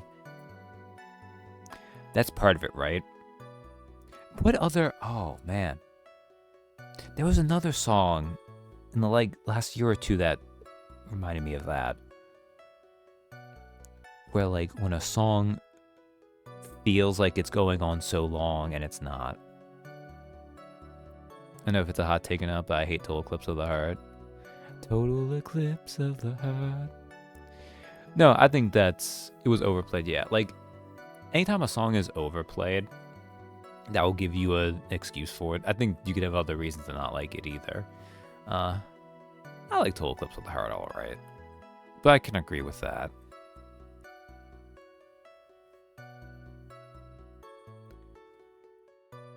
We only use it as a joke.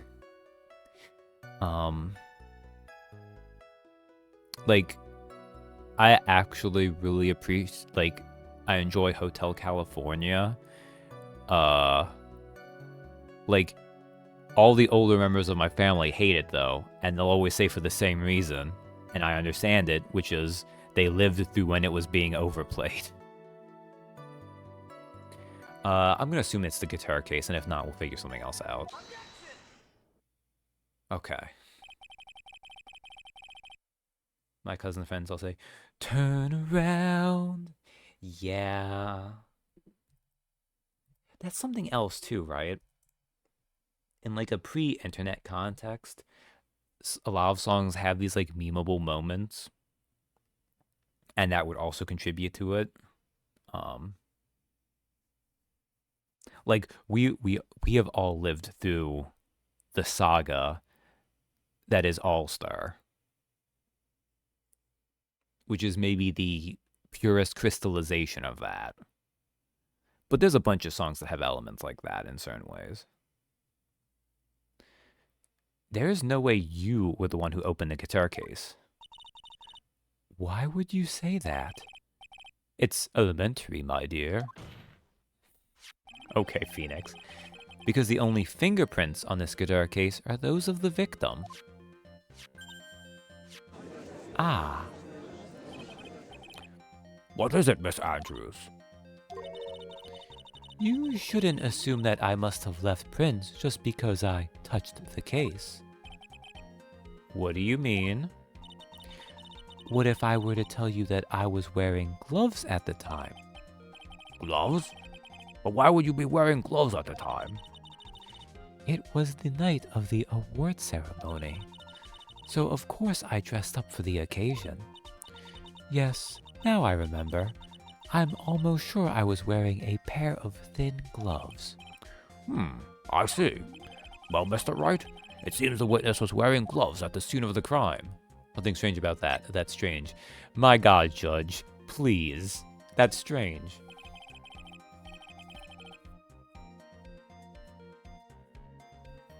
All-Star started being a meme when kids who grew up on Shrek learned how to sound and video edit. Kids. Yeah. You were wearing gloves? Isn't that a little strange? Why is that strange? Do you have something that would prove I was not wearing gloves at the time? Yeah, bitch? Wine glass? I have your proof right here. This wine glass. If the glove does fit.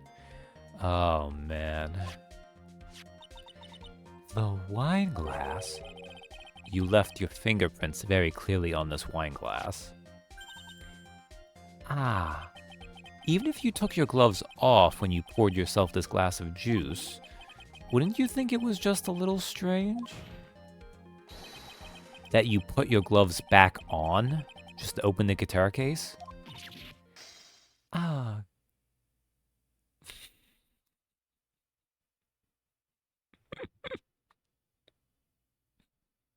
It's so dumb. That's really funny. They're like, well, I appreciate they're like, we want her glasses to break, but also we will give her the animation of pulling out the same style of a replacement pair. Oh man. I've never done that, and I really should. Because I am useless without my glasses, but I never pay out to have multiple. She is that rude from Final Fantasy VII grind set. Yeah. Water. Water. Water.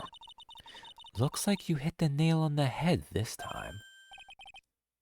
What do you mean? I believe that guitar case plays a very important role here. But it's just an empty case. I wonder if it really was empty, though. But the guitar, the bright red guitar was at the studio. Phoenix, drop all of your presumptions. Crispy Velma and the Mystery Inc. Squad. A little bit. Like, I'm not as bad as she was, but I'm also not sure, like, unless you're legally blind, you can be as bad as she was.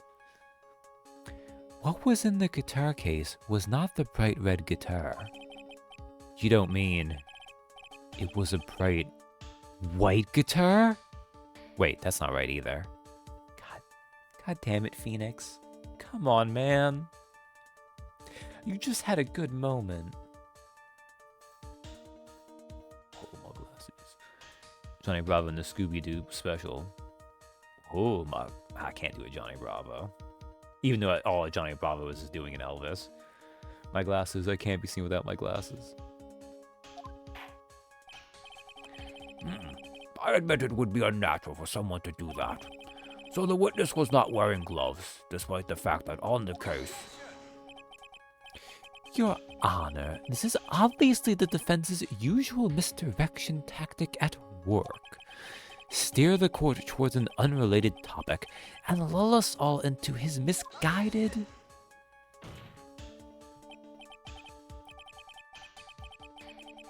121 and 122.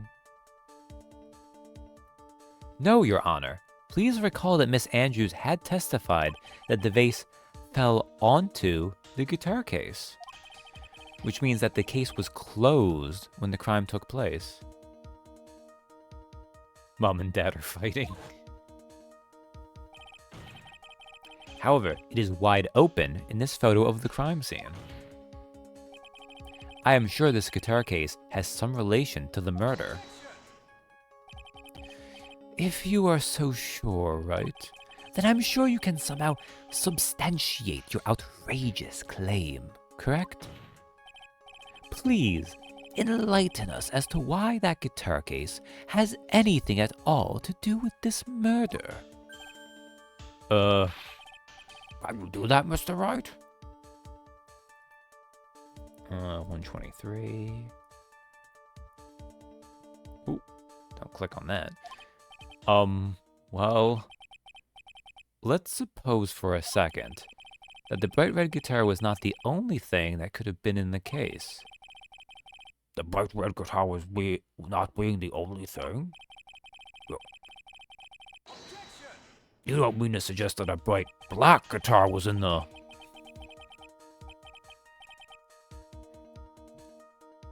So, okay. That was very worrying because Phoenix had a dumb brain moment that the judge also had. But it is further evidence that Phoenix would in fact make a fine judge. So, you intend to push your theory that the case was not empty. Is that it, right? I wouldn't say something I didn't intend to prove. Deflate that head of yours. You haven't proven anything yet. Now then, let's have it. What was inside this case at the time of the murder?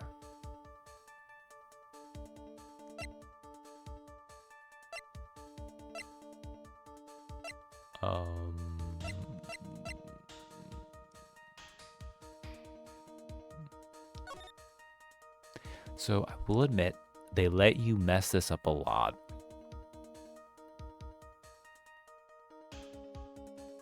Are we gonna say it was Juan Carita himself? No. You can't fit a person into a guitar case, can you? Well...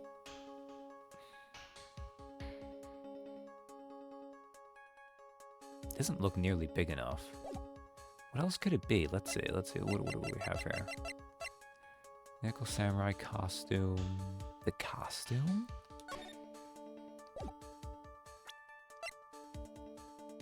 Press conference? No. It's not the radio transceiver. It's not Lotta's camera. There's the clipping. Guide map. There's the guitar case. Wine glass. Crime photo. There's the button. It would make no sense. Or...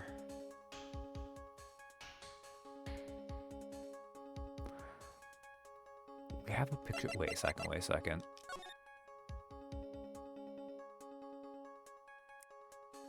It's the costume.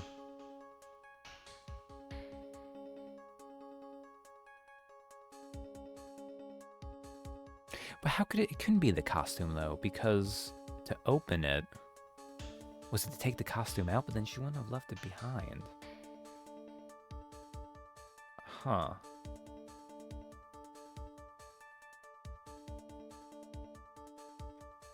I feel like that's the only thing that makes sense though, because I missed this earlier. This is not Angard's room that we see the Nickel Samurai, like, which makes sense, right? It was Juan Carita's, so...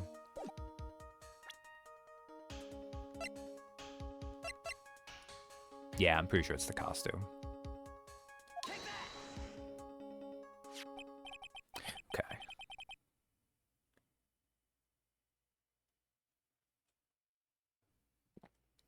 Because you can't fit a person in there. But a costume?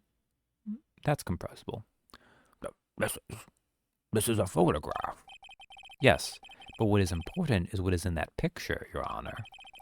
Well, in this picture? Doesn't take a genius to see what I mean. What I am proposing is... inside the guitar case was the Nickel Samurai, the hero's very own costume. What?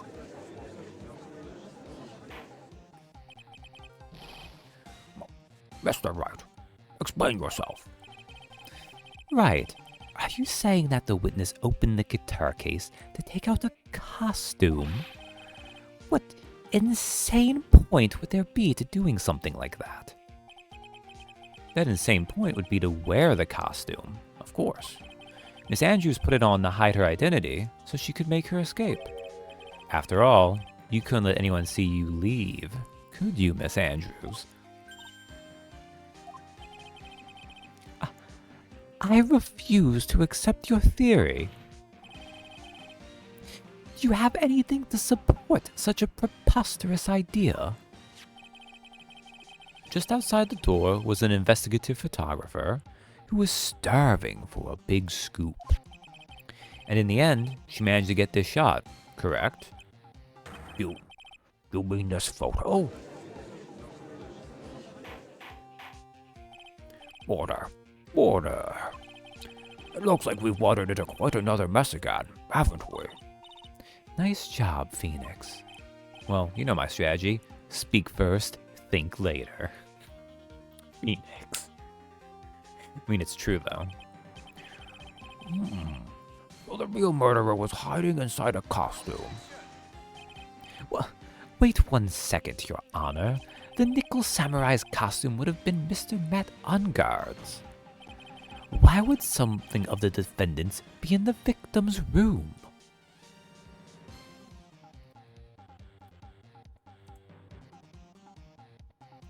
Alright, so as a reminder, our whip count was at 154, and we've had like 21 or 20 objections since then, so I think there's a very good chance that Francisco will be dethroned by Edgeworth doing his best to bring the objection counter back up. And inside the guitar case of all places. True. That is a little baffling. Mr. Wright, the court would like to hear your thoughts. What was this nickel samurai costume doing inside the guitar case? It was stolen from On Guard. It was a spare costume. I mean, there's no way you could take On Guard out of his costume and put him into another one, right? It must be a spare costume.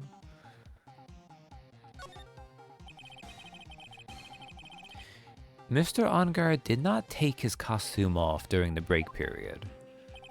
In that case, the costume we were talking about was a spare one. What? Man, are you saying that on the night of the murder, there were 2 nickel samurais at the Gatewater Hotel? All I'm saying, Judge, is if I had a nickel for every time there was a nickel samurai. God damn it. I couldn't even keep going, it was too bad. Yes, that is what I am saying. And how do you explain the costume that was inside the guitar case? It would mean that the victim himself had brought this spare to the ceremony on purpose. But why? The victim, Mr. Kurita, was the jamming ninja. Why would he secretly bring the nickel samurai spare costume with him? What could be the reason behind such a peculiar act? And therein lies the sticking point. What are you mumbling to yourself about now? Have you just been rambling all this time without any sense of inner monologue? Oh, whoops. I didn't realize I messed that up, my bad. Bring up that back up, 126. This is really funny. Now that you've started streaming the investigations games, because we know that, like, Edgeworth is the one with the power of logic, so he actually has a train of thought he works with. So it's like, you mean you just keep saying things and it works out for you? Finks is like, yup, gotta love me. Huh? No, I just... Mr. Wright, please explain yourself.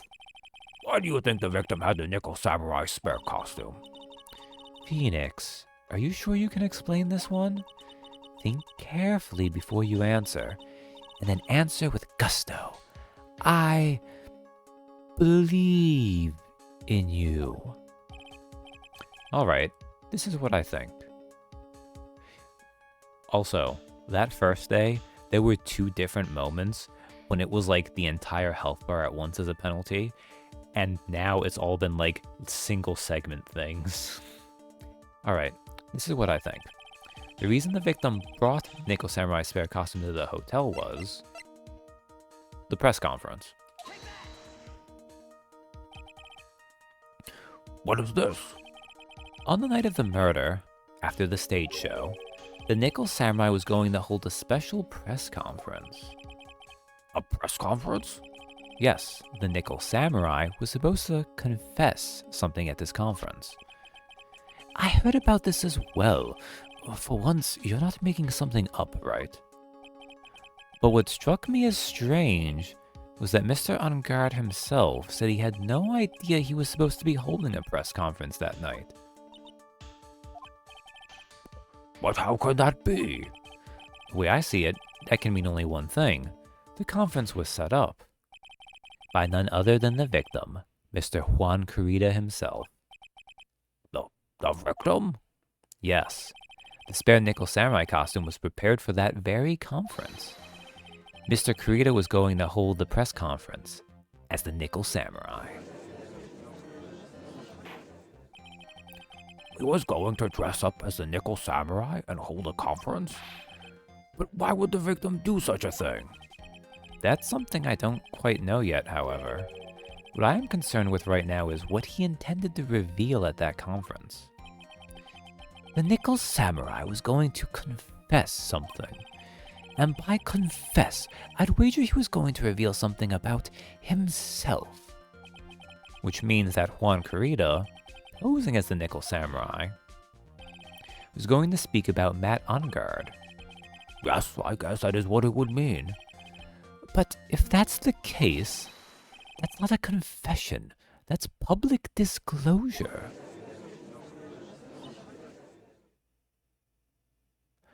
Ooh. Okay, ketchup. I did not notice the bitrate going bad there. Looks like I dropped 1,000 frames then. It looked like it kept going the entire time. If you missed anything over the past half minute, it's just them talking about the fact that,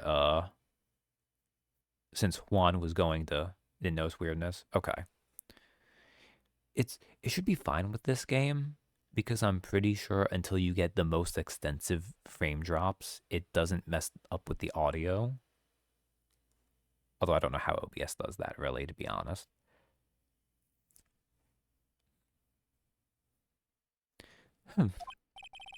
Miss Andrews? I can see why you are pros at what you do. Pardon me? Yes, just as you say, the press conference was set up by Juan. Well, Miss Andrews, please offer us an explanation for this. To be fair, I was tabbed out listening to an Ace of Base chiptune, but I did hear you the whole time. Okay. Well, as long as... because I'm reading all the dialogue. So theoretically, as long as that is playing continuously. Miss Andrews, please offer us an explanation for this. I was the one he asked to help set it up. And the person who prepared the second costume for him, that was also me. You? Juan had bet everything on the Jammin' Ninja this year. And if he lost the Grand Prix, he was going to make sure Matt was going down with him. That's what he thought anyway. He was going to ruin him, huh? It looked like somehow Juan had in his hands a secret so powerful that it would destroy Matt's acting career had it been revealed. What? Well, this is bad. That sounds like it might be a motive. And do you know what the secret of Mr. Ungard's is, Miss Andrews? That's something only Juan knew. I don't know what it is. Ah, I see. I've probably been coming off quite suspicious to everyone, but that's to be expected. I've been trying to protect Matt, after all. Oh, that's cunning of her. Protect Mr. Ungard? But yet again, another strange bit of truth comes to light, it seems. Miss Andrews, if you could, please tell us the truth about your behavior. Yes, Your Honor. I understand.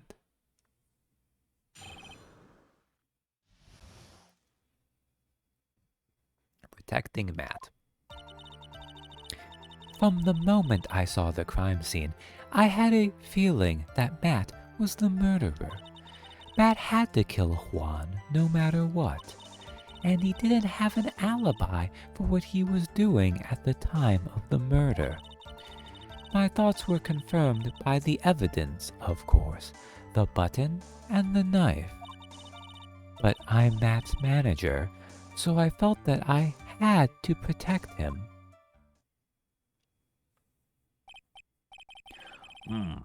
This does account for everything. Well, I am the logical type. We're finally seeing her true self. She is more nervous than a scared rabbit. If the defense can find no fault with this testimony, I am ready to make a ruling. Please keep that in mind as you cross-examine Mr. Wright. Looks like somehow everything is swung to the opposite end of the scale again. That just means I have to put my weight into this and turn her logic upside down. I'm Phoenix Wright. I don't use logic, but I do attack it. Protecting Matt. From the moment I saw the crime scene, I had a feeling that Matt was the murderer. Would you say that was your intuition speaking to you? Don't confuse my methods of reasoning with your own. Ugh. If you want to prove that someone did something, you need 3 things. 3 things? A motive, an opportunity to commit the crime, and finally, decisive evidence. I mean, that was pretty good, though. Like she clapped back immediately with a, like, did you use your intuition? No. You are the one who relies on that. Some of us think. Edgeworth's like, oh snap. She's right, though. But no. And if you think these 3 things through, the answer becomes quite clear. You should have already known that, Phoenix. They didn't teach that to us in school, at least not from what I remember. Phoenix. May I continue now? Miles, maybe I do find her attractive after all.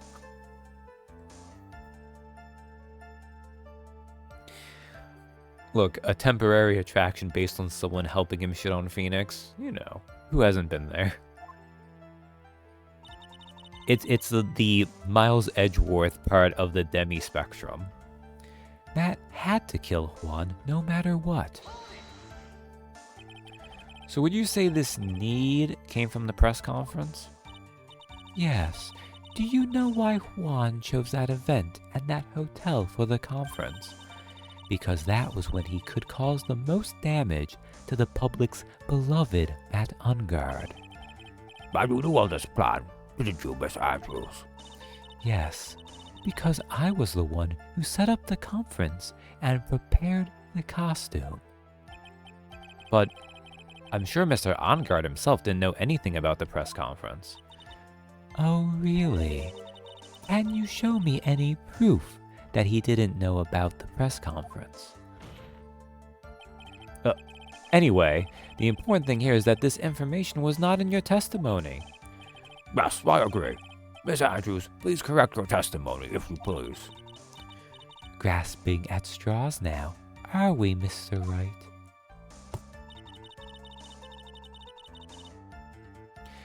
I know what his motive was, but I don't have any way to prove I'm right.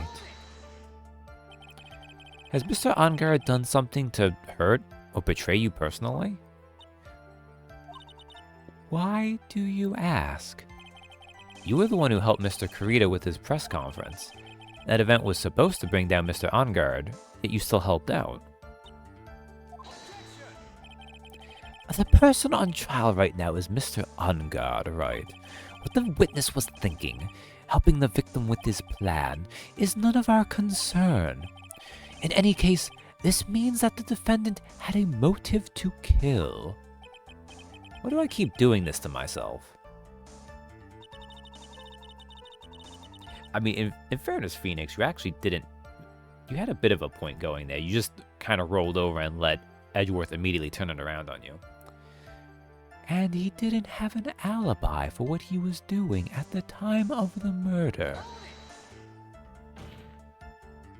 But didn't you already testify earlier that Mr. Ungard was taking a nap in his room?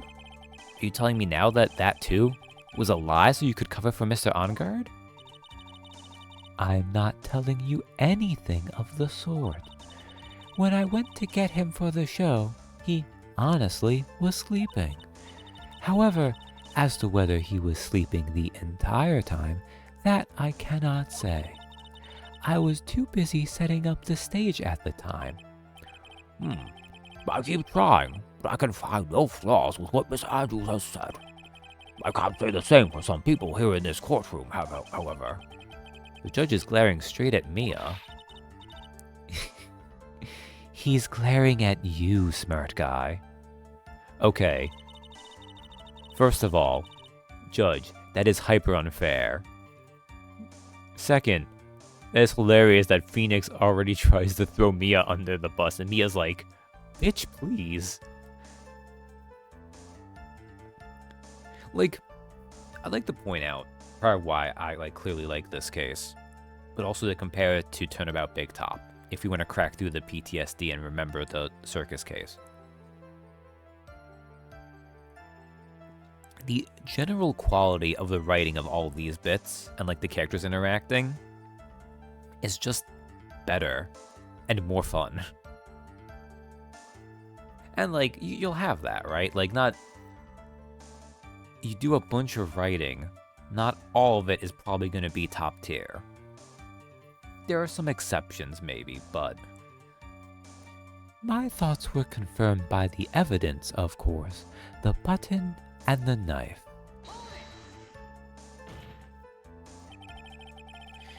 You can hardly call the knife decisive evidence. The fingerprints on the knife could very well be a clever camouflage. Oh, you know what? Is it the button itself that's where she's messing up now? Then, what about the button? The button? It's clear from the crime scene that the victim and his murderer fought.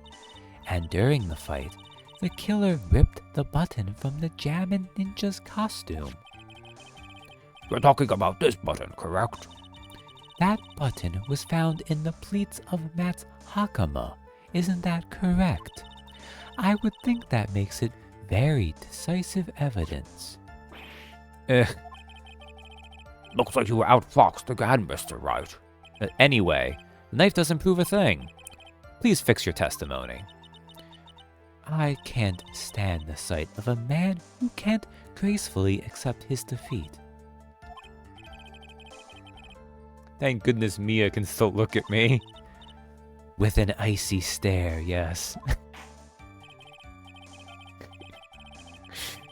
Phoenix is getting so many strays during this cross-examination. Mr. Andrews, for Mr. Wright's sake, please add this information to your testimony. That button was torn off of Juan during his fight with Matt. And how do you know that? When the ends of the threads on the button and the costume were matched up, they were found to fit together perfectly. Or so I heard. I heard that before too. But why would Miss Andrews know about this case down to such a fine detail? Don't look at me like that. Just because I'm prepared and you are not. Arg. I thought I had her this time for sure. If there's anything to trip her up on, it has to be here. But where and what? But I'm Matt's manager, so I felt that I had to protect him.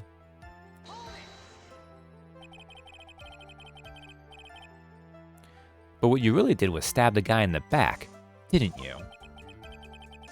And at the worst possible time. Who's to say she really stabbed the guy in the back, as you put it? This witness could have disclosed things about Mr. Ongard at any time. Let me just do this objection before I forget.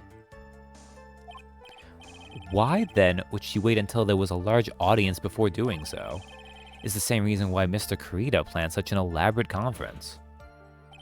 Miss Andrews wanted to cause Mr. Ongard as much damage as she possibly could. This witness bears ill will towards the defendant. This isn't the Phoenix Wright Wax Philosophical Power Hour. And please, stop slandering the witness.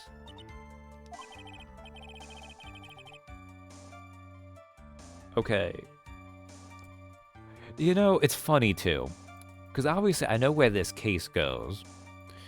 I feel like this part right here is a lot of Phoenix bringing up good points that Edgeworth shuts down very easily and then Phoenix doesn't push him on. Not that it ever matters, because they're the most venomous witnesses who clearly hate the defendant's guts, and the judge will always take their testimony anyways. But still, it's like a valid point, you know? As I expected, Miss Andrews' testimony seems pretty solid. Really? Because to me it sounded a little wishy-washy. Wishy-washy? Well, I guess we'll see if I press a little more. You should know this by now, but you'll need strong, decisive evidence to make her talk.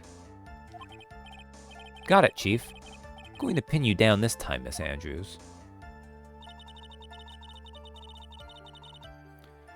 I had a feeling that Matt was the murderer. I don't have any weapon, right? Didn't have an alibi. Button was torn off. Okay. Because we had, what was the other new one?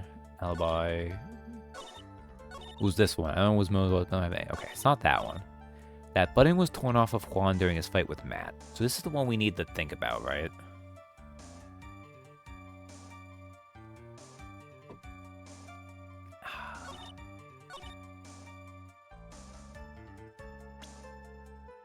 That is suspicious. Why is it suspicious, though? It's not that or that. No. Guide map. Terror case. Wine glass. Fantastic victims. Okay, I don't think it's that case. Crime photo? I mean, there's a knife sticking out of it, so I think now that does kind of make sense. Although that doesn't add up, but it was ripped from his costume. Is covered in Karita's blood, found in Miss Ongard's hakama.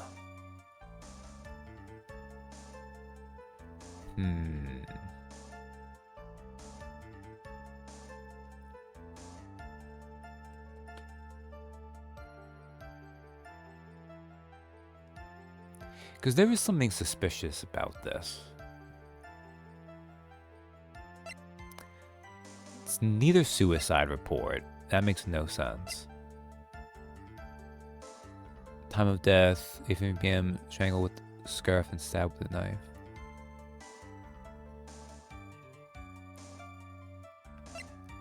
Advanced blood on Garrett's fingerprints in the crypt. Gatewater is engraved. Law's photo.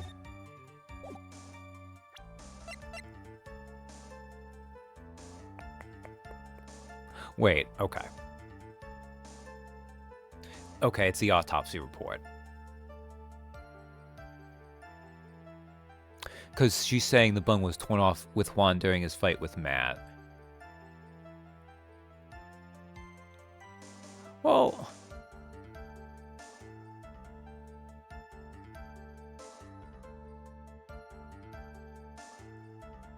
but it's got his blood on it. And if he was already killed... yeah, like, I don't...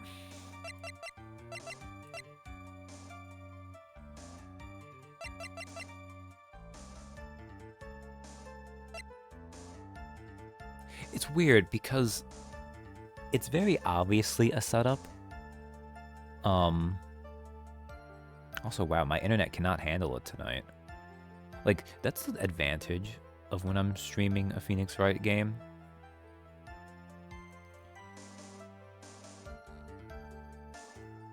I don't know what the right piece of evidence to start this chain is, but I think clearly what we have to establish now is that if he strangled the man, which is what killed him, and then stabbed him to finish him off, but then also the button came off into his pants.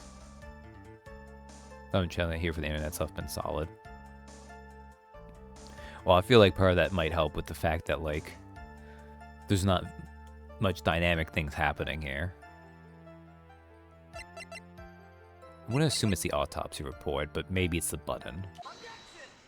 Okay. Jesus.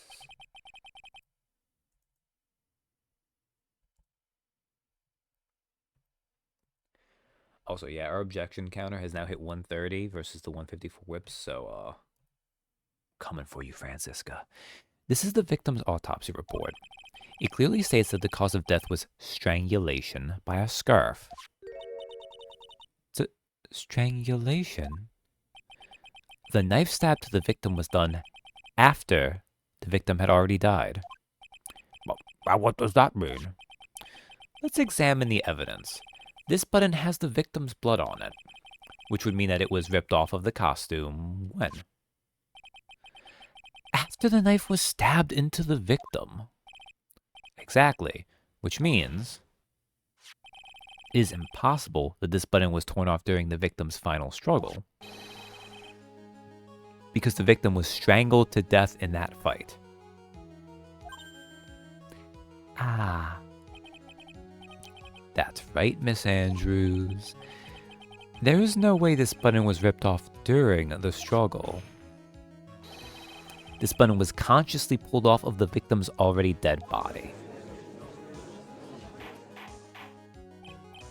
Border, what is the meaning? What is the meaning of this, Wright?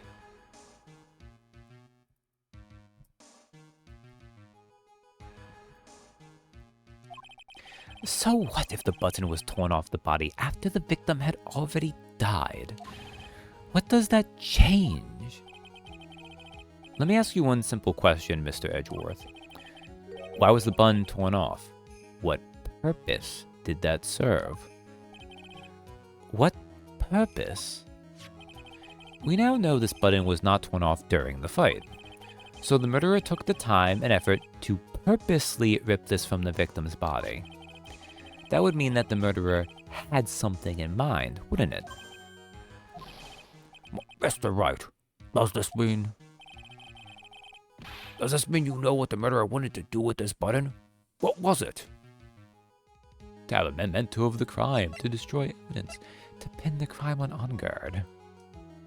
Duh. There's only one logical reason for doing something like that. It was to pin the crime on Mr. Ungard. There is no way anyone would put a bloodied button in their own pants. That's right. Mr. Ungard was set up. By the real killer, of course. And the real murderer is? Well, Mr. Wright, who in the world is the real killer then?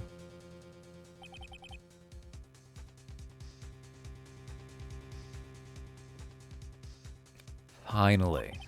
I can't believe I managed to bring this trial all the way up to this point. Phoenix, you can't let your guard down yet. Not until the very end.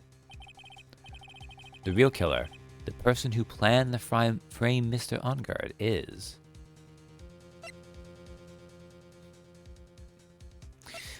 It is Celeste Impacts. Yeah, you should be sus, Phoenix, right? Yeah... It's kind of weird the ways Edgeworth has been thrown off and other times he hasn't been thrown off. It's not entirely consistent.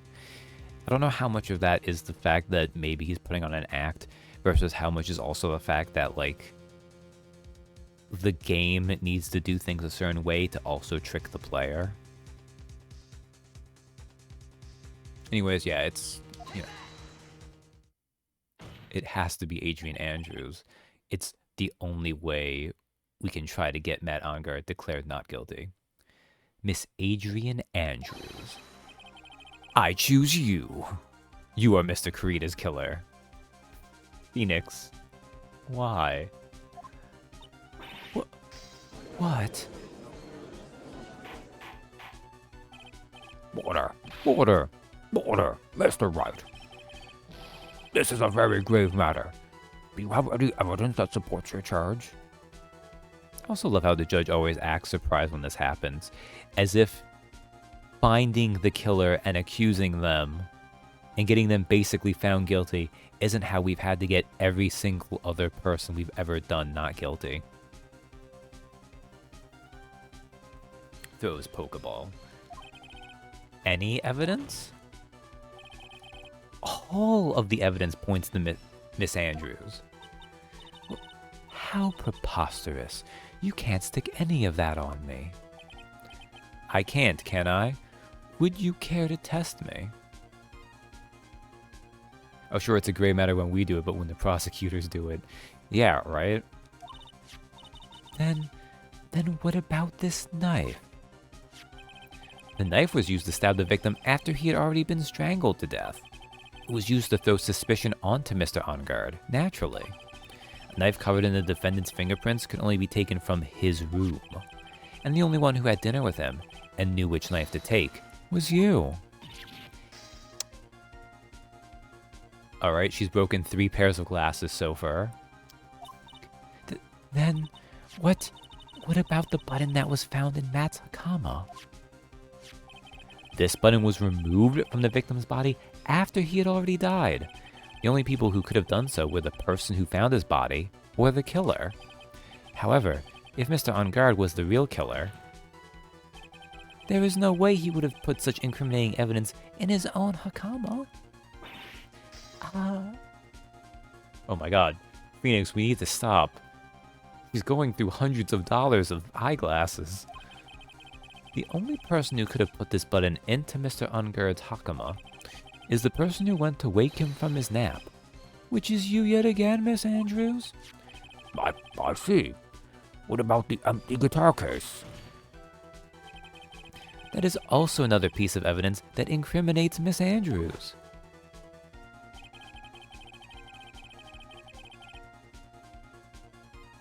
I don't know why.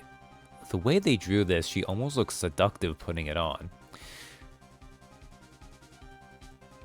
That costume was used to hide the real killer's identity as they fled the crime scene.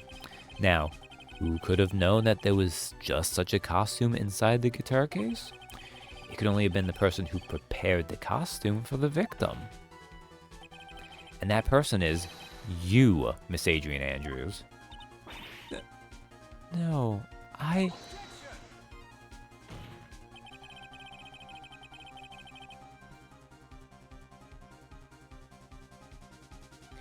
But Miss Andrews' fingerprints were nowhere to be found on the guitar case. And it was you who proved that she was not wearing gloves at the time. That's right.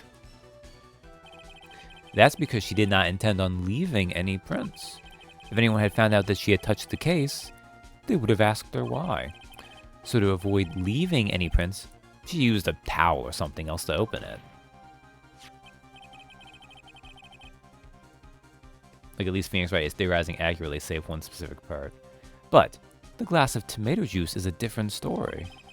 Miss Andrews purposefully left her fingerprints on the glass to show that yes, indeed, she was the classic dazed discoverer of a dead body. Oh my god, so many glass shards. And to top it all off, there is this photo. A photo of the killer as they exited the scene of the crime.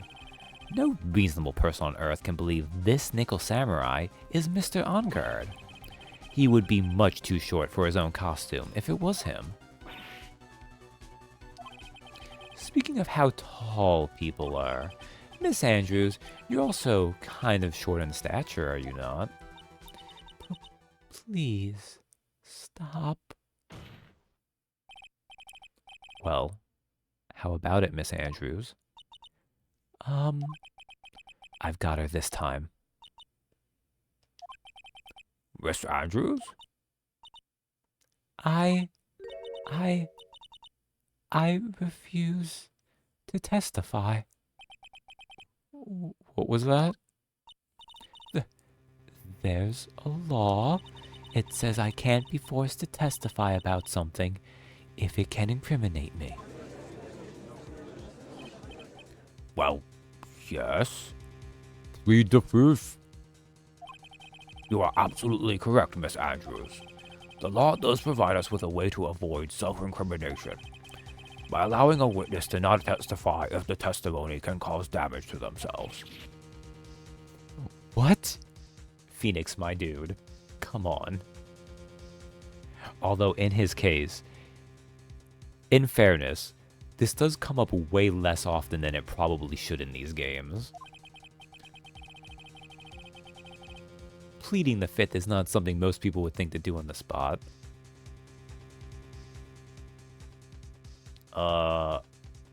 That is definitely not the case, Phoenix. A lot of people do that. Actually, thinking back to yesterday in Mr. Ungard's room. Adrian Andrews. Yes? Think hard about what we just discussed. Understood. Oh my god.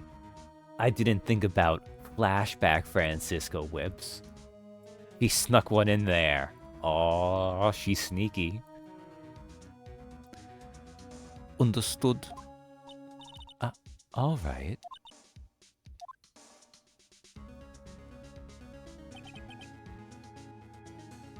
That's it.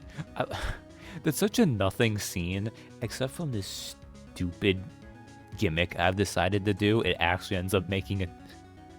I swear, if we somehow only get 22 more objections and it ends on 154, I'm sure we'll get more whips. I'm pretty sure we'll see Francisca at least once more before the end of this. I don't think a gunshot's going to take her out for the rest of the game. That's it. That's when Francisca planted this idea into her head.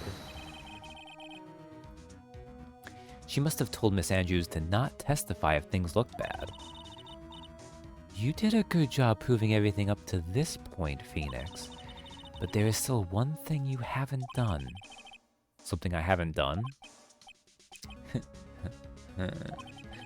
What's wrong, Wright?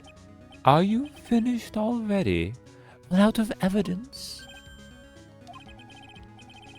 What is so humorous, Mr. Edgeworth? I'm sure you realize this as well, Your Honor. But everything the good lawyer here has proven up to this point is meaningless. What? Everything you have proven is circumstantial. Circumstantial? Yes, circumstantial. You have yet to provide a single piece of definitive proof. Proof that Miss Andrews did in fact harbor a wish to murder Mr. Carida.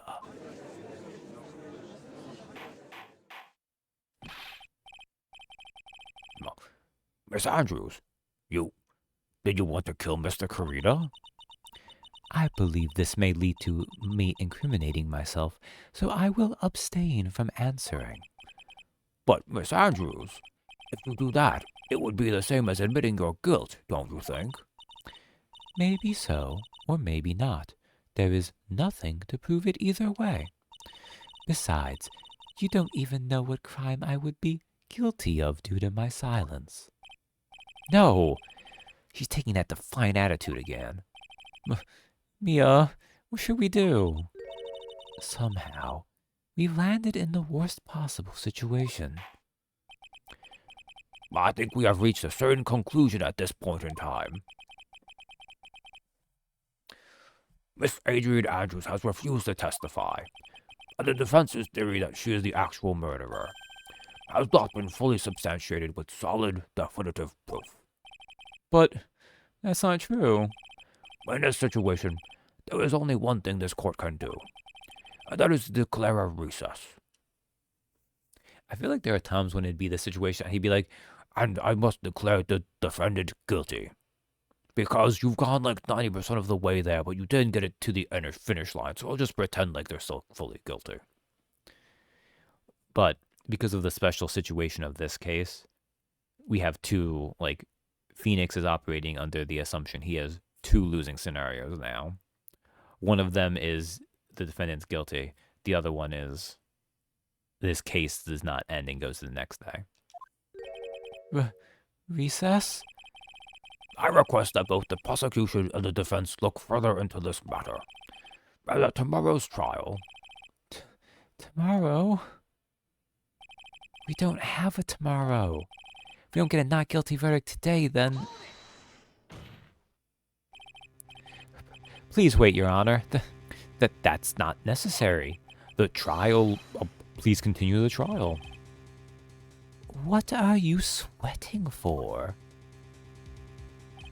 Your client is getting one more day to live, isn't he? That's not it. This isn't about that. Edgeworth, I know, you know who the real killer is. Please, let the trial continue. If I don't get the verdict, then Maya... But it's impossible to continue as long as the witness refuses to testify. Now then, this court is...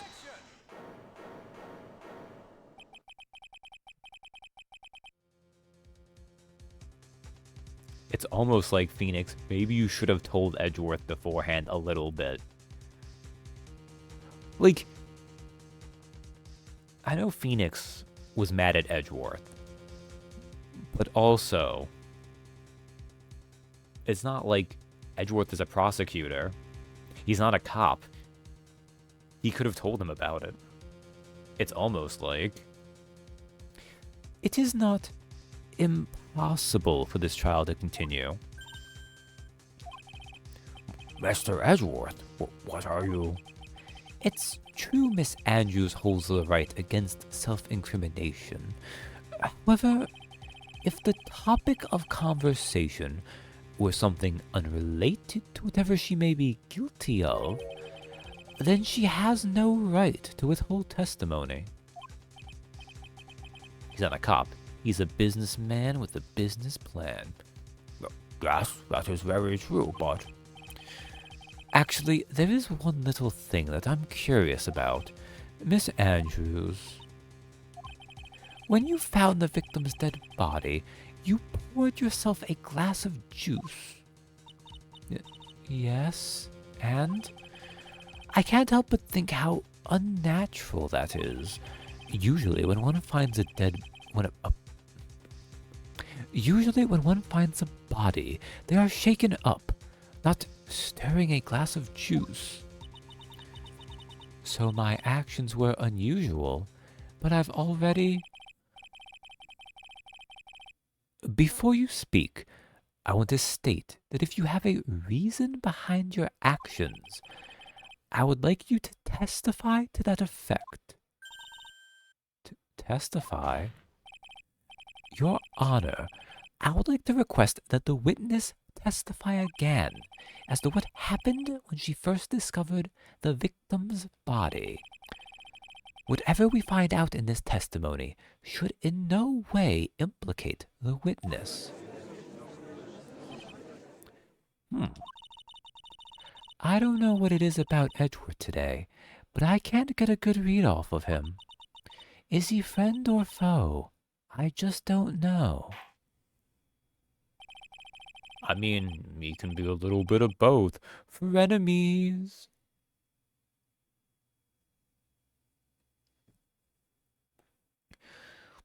The court acknowledges the prosecution's request. Miss Andrews, if you please.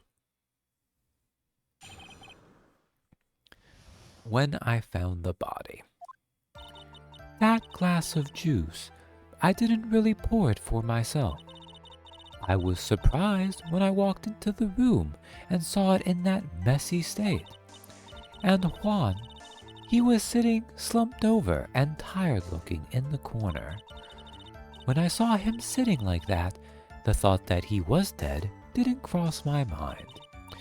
To be honest, I thought he had just fainted or something, so I went to pour him some juice. When I realized that he was dead, that's when I knocked the flower vase over. Adrian, oh, come on. That's making it too easy. So you poured that glass of juice for the victim. Why didn't you say so in your earlier testimony? I didn't think I needed to include something so trivial. Phoenix, please be careful here. If you can't find anything wrong with this testimony, then there's nothing left. I know. Edgeworth, what the heck is going on in that brain of yours? Now then, Mr. Wright, you may begin your cross-examination. I'm gonna assume it's just the crime scene photo, or possibly the knife, but either way, before we get there, That glass of juice, I didn't really pour it for myself. But there wasn't anyone else in the room, right? Of course not. Then who did you pour it for? Mr. Wright, there is a rhyme and reason for everything. Can you wait just a little longer for it to be revealed to you? In other words, Wright, be quiet and listen. Precisely. I couldn't have said it better myself. I was surprised when I walked into the room and saw it in that messy state. So it was a mess. Are you sure it wasn't messy because of your fight with Mr. Kurita? Okay, Phoenix, come on. You need to go for the right things here. I understand your frustrations at not being able to prove your theory. However, before you go accusing people of crimes, go find yourself some evidence. And then, what did you see next, witness? And Juan, he was sitting slumped over and tired-looking in the corner. Slumped over? Yes, he was just sitting there with his head tilted forward, eyes closed. He really looked like he was sleeping. Is it just me, or did that right there sound a little odd? When I saw him sitting like that, the thought that he was dead didn't cross my mind. Then what did cross your mind? I thought maybe he had smashed everything up in anger because he lost the Grand Prix, and then felt tired after his rampage, so he decided to take a nap. Anyways, that's what I thought. I see. So you didn't think he was dead at all? To be honest, I thought he had just fainted or something, so I went to pour him some juice. You thought he fainted? I thought he was asleep at first, but then the room was in such a messy state. I thought maybe he had gotten into a fight with someone. And that's when you went to pour the glass of juice. Yes, he always has a hard time waking up, so Juan always has a glass of tomato juice to drink. I see. And after that, what happened next?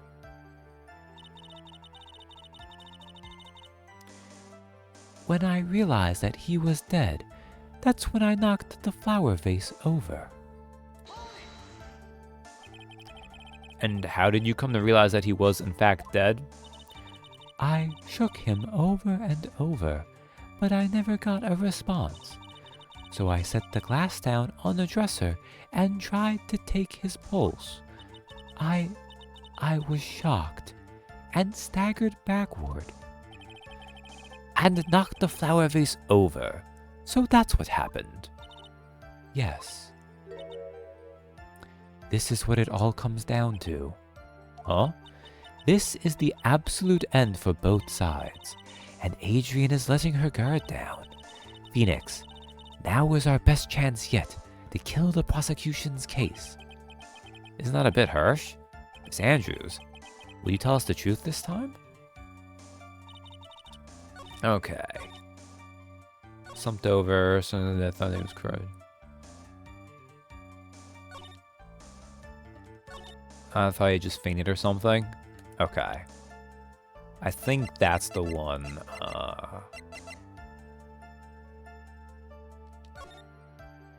Yeah, because the knife was sticking out of him.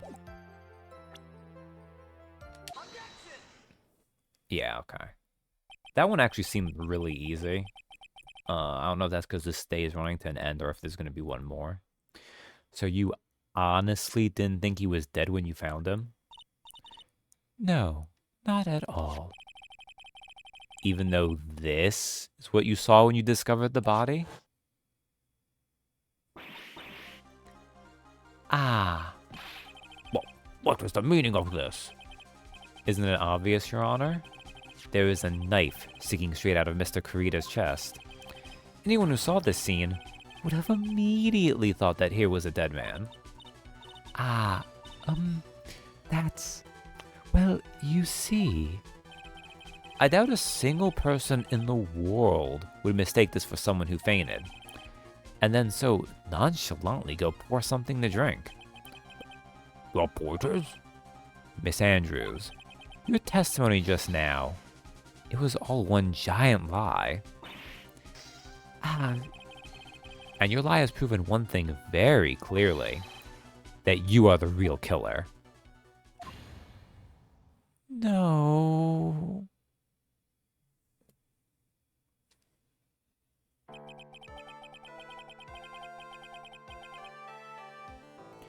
It looks like the defense has somehow brought the ugly truth to light. The defendant, Mr. Matt Ungard, is not guilty after all. But that's impossible. You're wrong. Well, Miss Andrews, try to have some composure. It wasn't me. It wasn't me, I tell you. It was Matt. I swear it. He's the one who killed Juan. But you were the one who refused to testify. And your reason for not doing so was that you might end up incriminating yourself. That's because... Miss Andrews, I will give you one last chance. What exactly are you hiding that may incriminate you? I refuse to testify. But there is no need for this court to continue any further. Mr. Matt Ungard's innocence has been clearly demonstrated. Is it over? Have we found the truth at last? What's wrong, Phoenix? Usually, the real killer confesses his or her guilt, which is not how it should have to work, but is how it always works. And now that I think about it, this is the first time someone hasn't. Now then, I would like to hand down my verdict for Mr. Matt Ungard. Edgeworth, you son of a bitch. Edgeworth is like, this is not right. We need to find the actual killer. Your Honor, the prosecution feels that it would be premature to pass down a verdict at this time. What? The reason is quite simple.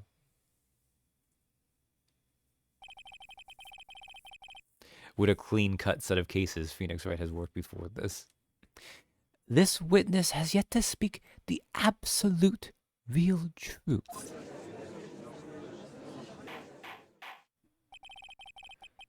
The absolute real truth? What are you? Witness, don't you understand yet?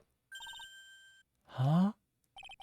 I don't know who planted this silly idea in your head, but as long as you protect yourself through your silence, Matt Ungard will go free, and in his place, you will become the guilty party.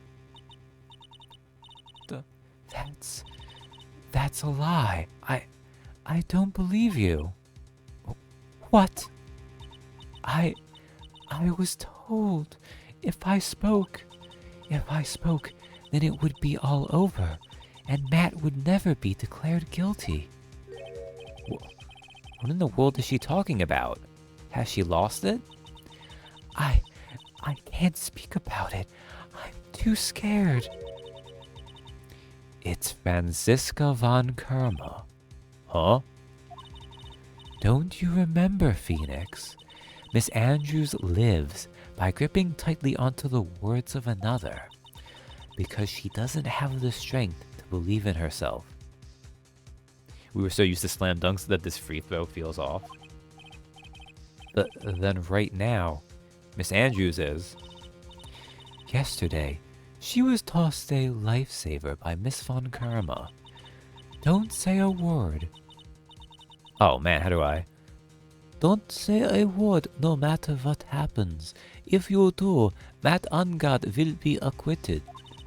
Miss Andrews undyingly believes in those words right now, and is clinging on to them. Then what should we do?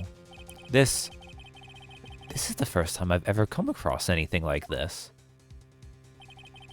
But Miss Andrews has to be the killer, right?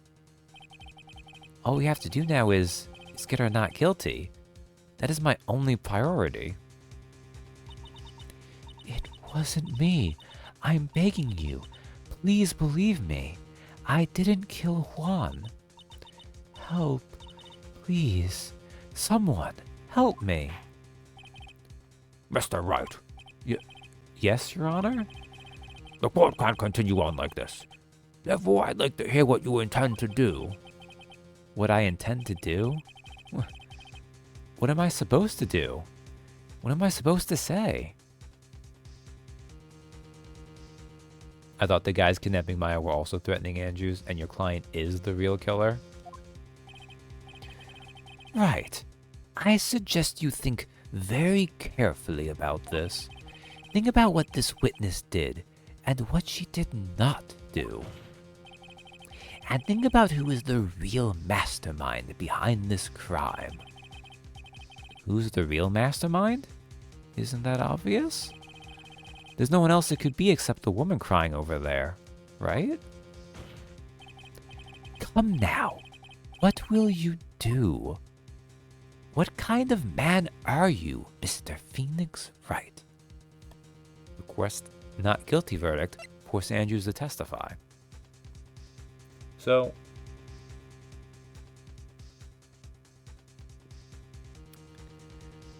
there is something else going on here, clearly.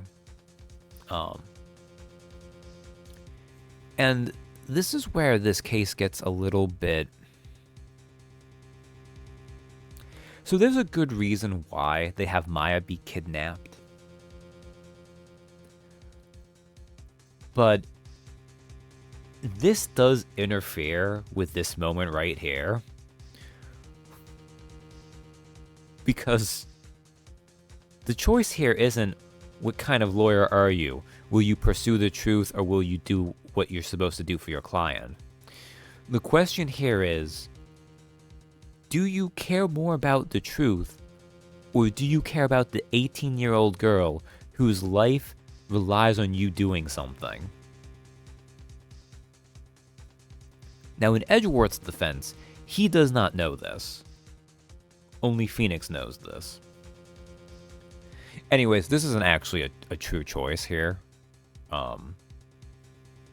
Like, it's a choice that you pick for flavor and for your Phoenix, but let's be real here. The case is going to have to continue the way it does. Unless maybe, I mean, this could be a bad end, maybe. Although I don't know how it'd be a bad end. It would have to kind of give things away to do that.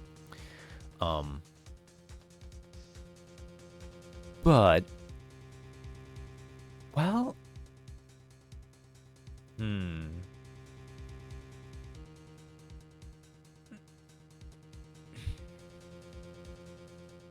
what do I think? Request not guilty, but I force Andrews to testify. I'm trying to think what I feel more satisfied having Phoenix do in this moment. Miles saves us by seeking justice. It's only fair we return the favor.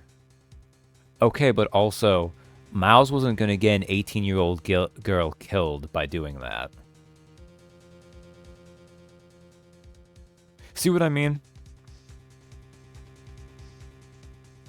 Like, this is where I think this case comes across a real sticking point here.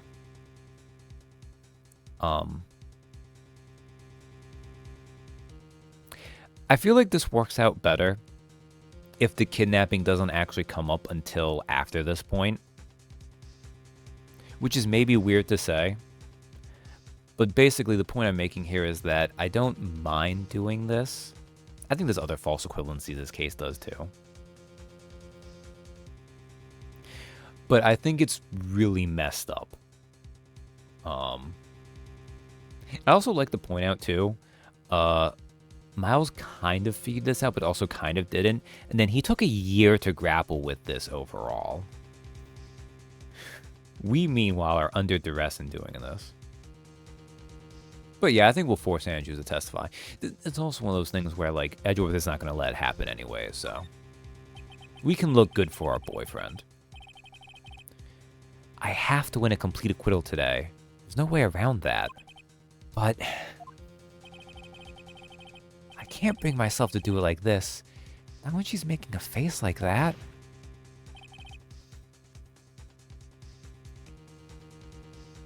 It is true, too. This is one of those weird things where, in some ways, Phoenix also has a really messed up idea of having to be a defense attorney. Where he's always had that, like, moral clean victory of, like, I've always found the actual killer. It's never been getting my client innocent. Which is really funny, too. Because the game likes to espouse this idea that a defense attorney must believe in their client's innocence above all else. And yet, very clearly, that's not actually the case. Like, it really believes that when it's convenient to the story to say it that way. Miss Andrews, I would like to know what you are really hiding. Well, Mr. Wright, are you sure you know what you're doing? Like, he has the Magatama lying to him. No, he doesn't. Matt Unger told us, truthfully, that he didn't kill anyone. Sure, Mr. Ungard would get an acquittal, but in his place, you would be found guilty. Is this how you really want this trial to end? Be quiet. How dare you? You're trying to trick me. That's enough. I commend you for trying, Mr. Edgeworth. However, it's clear that the defense's theory is the truth. You're wrong.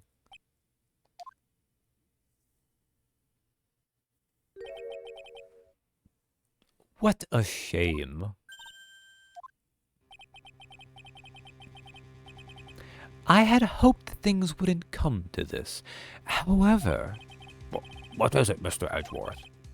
Miss Andrews, since you absolutely refuse to testify, it falls on my shoulders to disclose this to the court. Stop. Well, Mr. Edgeworth? This witness, how should I put this? She has an illness. What? And because of this illness, she has tried to commit suicide in the past. That's messed up, Edgeworth. I do kind of like... Now, this part, I think, is... Because this is weird, too, right? Because this is the final case. But this is meant to be that moment from the Steel Samurai, right? Except for Phoenix instead of Edgeworth. Where Edgeworth would let things kind of slide. And in that case for the Steel Samurai, we do kind of make, what is the kid called? Cody? We make him, like, we kind of, like, we reveal harsh truths to him on the stand. I think this part actually works pretty well.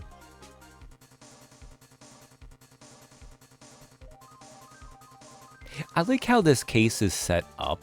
It's just the kidnapping angle for it is a little bit forced, and I feel like it unfortunately muddies it a little bit.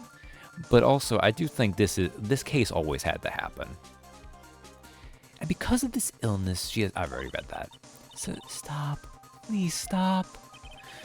No matter how much you want to hide it, it's no use. I have the evidence right here. Ah, That's the second part of the suicide report. The attempted suicide report.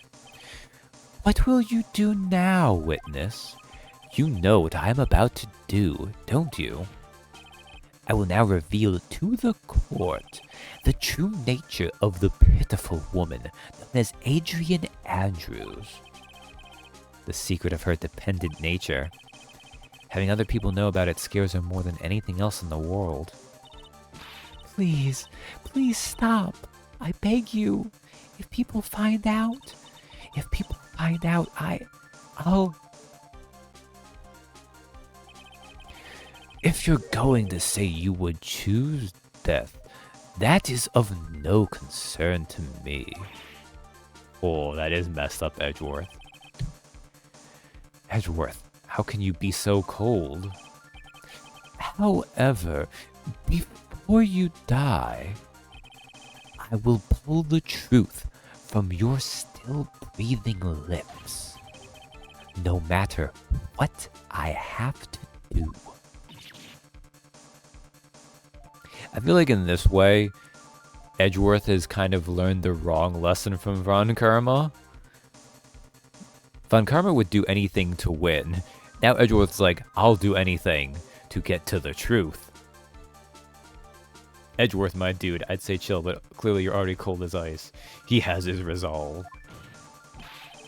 So, will you tell the court yourself? Or shall I? Either is fine with me. I'll talk. Please help me. Nothing matters anymore. Oh my god, why is this testimony? Holy shit, this is longer than I remembered it being. My crime. When I first saw him, I really thought he had fainted, honest. When I realized he was dead, that was when I formulated my plan. Once I made sure that there was no one in the hallway, I made a dash back to Matt's room. And then, I stabbed Juan's dead body with the knife and ripped off the button. Just when I finished and was returning to Matt's room, I had a bit of an inconvenience. And that's why I ended up using the nickel samurai costume. I think this is the last testimony of this part at least. Yeah, that's fair. I don't think there's much more. Stab the body with the knife. But why would you do that? Isn't it obvious? To pin the blame on a certain person. A certain cowardly man. What do you mean by all of this? It might take this court a little while to understand, but this is the truth. The real killer is Matt, that scumbag of a man. I'll never forgive him. He's trying to escape his guilt again, just like last time. Last time? So, Miss Andrews stabbed the victim, Juan Carita, in the chest with the knife. However, she didn't do it with murder in mind. She did it with the intent of framing Matt Ungard for the murder. And this is her crime. There is one other weird thing going on too, where they've not really given us any proof that Matt's the one who would have done this. For a reason. That they're still waiting on that twist for later. And because Edgeworth knows what's going on, but he hasn't had a way to present it. But it is kind of funny too, because like this entire first day of trial is clearing up the fact that all the evidence pointing to Matt that we've looked at so far has been fabricated. But it also means that like just because Adrian didn't do it, Phoenix has also kind of done his job. Like, none of this is evidence that Matt Ungard has committed this murder. Although maybe it comes up while we do this. What? How is this possible? I mean, wasn't Miss Andrews supposed to be the real murderer? Mr. Wright, please get over your shock and commence the cross-examination. Pin it on old bag. Oh my god, if we could. Like, look, I know we're supposed to be dedicated to the truth, but I think even Edgeworth, if we were like, hey, Edgeworth, what if we pin it on old bag? He'd be like, oh, right, Ooh, I spent a whole year finding my resolve as a prosecutor, but it is tempting. My crime. Oh, she's so sad looking. When I first saw him, I really thought he had fainted, honest.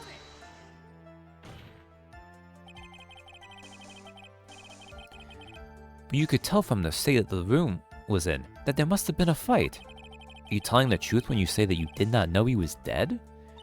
He had a scarf tied around his neck, but that scarf is a part of the Jammin' Ninja's costume, so I didn't think anything about it was strange.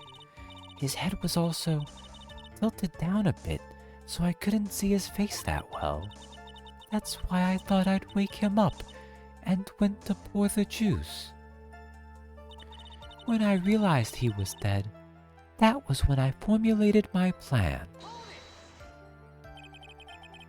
What is this plan you had? I knew right away the murderer was Matt.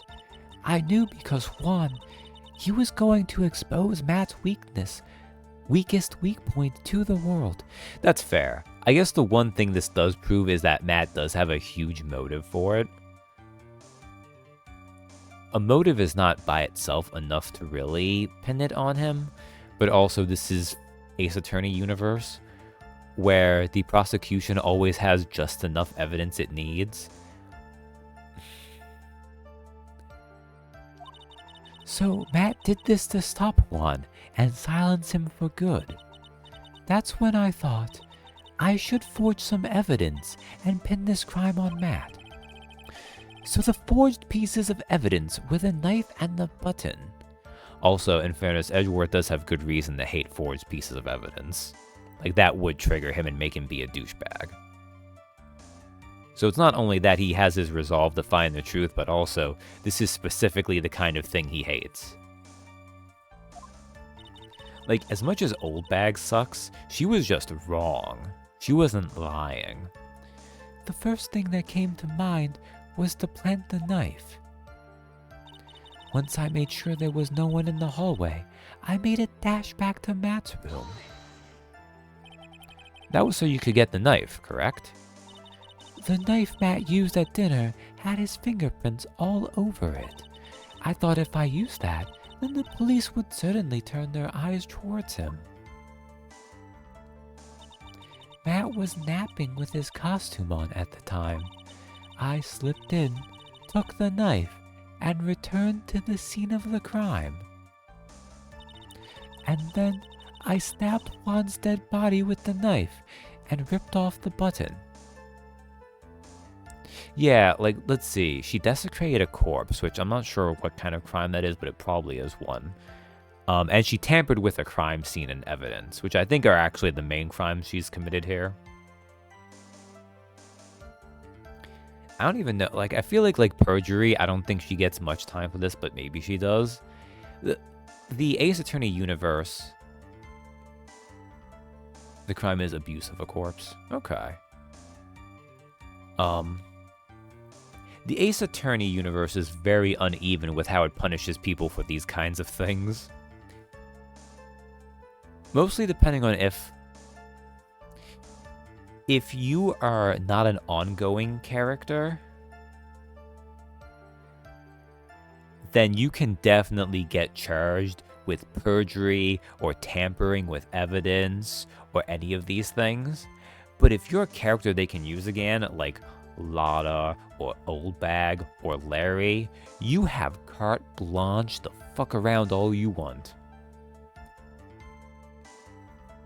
Which kind of sucks because it means the worst characters basically get out of jail free.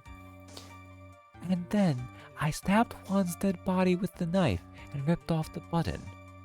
It asterisk, but it's better than having a mod-free my comment. Yeah, I think that's fine. So you were the one to stab the victim with that knife.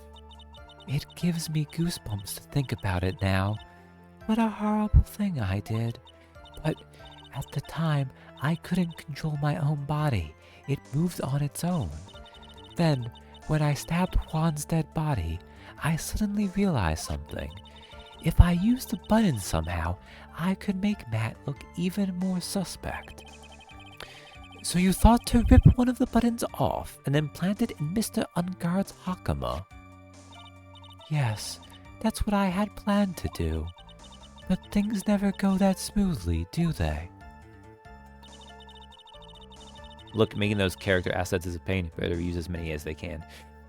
This is fair. I do understand that. Like, I don't blame them from a game design perspective. It just does mean from a, like, ongoing character universe perspective, it makes them even easier to hate. At least the director from the Steel Samurai didn't become a recurring witness. I'm honestly kind of astonished they didn't bring Salmonella back. I wonder if it's because...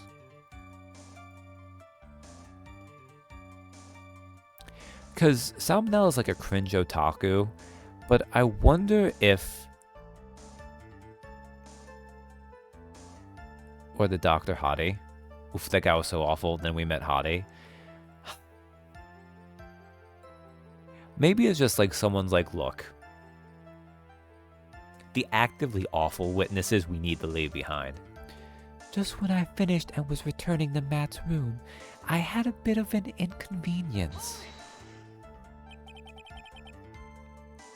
An inconvenience? There was a woman with a camera at the ready, loitering in the hallway. I'm willing to bet my spikes it was Lotta.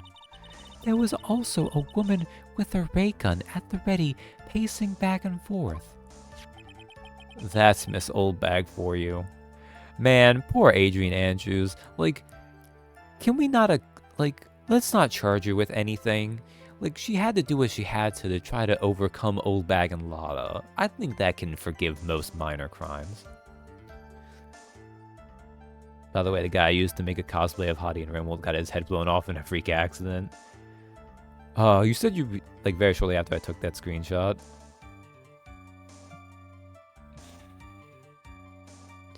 Look, sometimes justice finds a way. That's Miss Oldbag for you. I had already been caught and made into a big scoop for a certain weekly tabloid once, so I couldn't very well go out looking like myself and get caught again. And that's why I ended up using the Nickel Samurai costume. If only she framed Oldbag. You were the one who prepared that costume, weren't you? Yes, I took it from Global Studios. I also put it into Juan's guitar case the day before the award ceremony. You did this in preparation for the press conference, correct? Yes, Juan wanted to wear that costume and hold a press conference in it. He was going to disclose Matt's big secret there. And what is the secret? That I don't know. Anyway, I thought that if I were to leave Juan's room in the Nickel Samurai costume, then people would think that Matt was the real murderer. I was very careful not to leave any fingerprints when I opened the guitar case. I absolutely did not want anyone to know about the costume. I think we've heard enough. So, after that, you went back to Mr. Ungard's room and planted the button. Into Matt's hakama, yes. After that, I folded up the costume I was wearing and put it into a bag. So if it isn't her, it's still a non-zero chance that Rhoda is the murderer. Then I snuck it out of the hotel and got rid of it. You know what the real thing is? I should finish this because we're getting close. But I need to go back to this kidnapping angle. Because one, I don't remember if it was it Pearl who said it?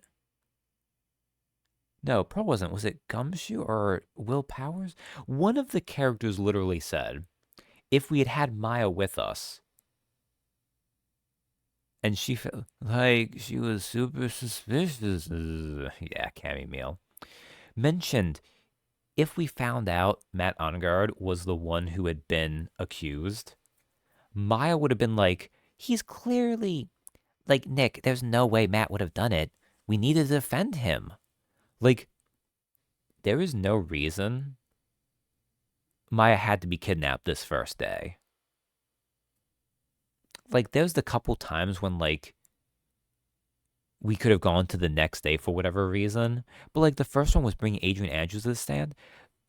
Edgeworth could have done that anyways. Really easy.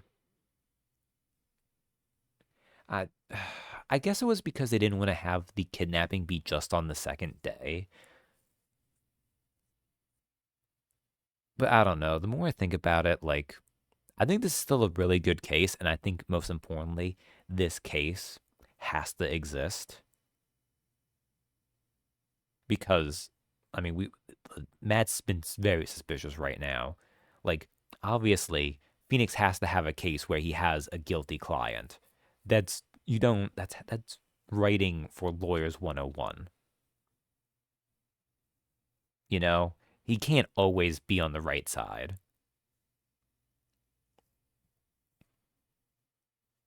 Although I guess in investigations, but it's fine because we know that Edgeworth has already been on the wrong side from the first, like, 3 cases in the Phoenix Wright game. Well, not the first 3, though.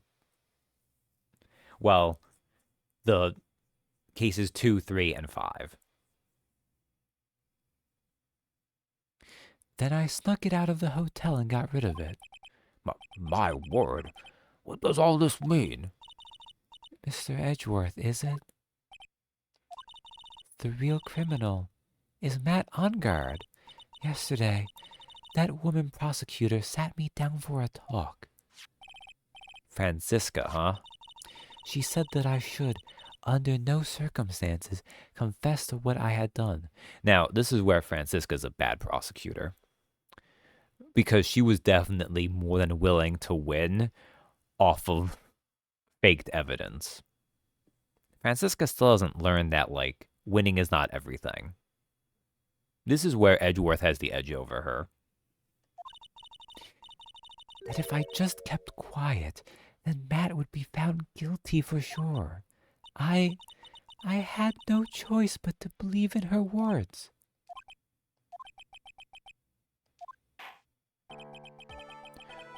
What this witness has done is clearly unlawful. However, as long as her testimony stands, we can be certain she is not the real killer. Wait, Your Honor. The defense still... Right. It's pointless. At this point in time, it is not possible to indict Miss Andrews on anything.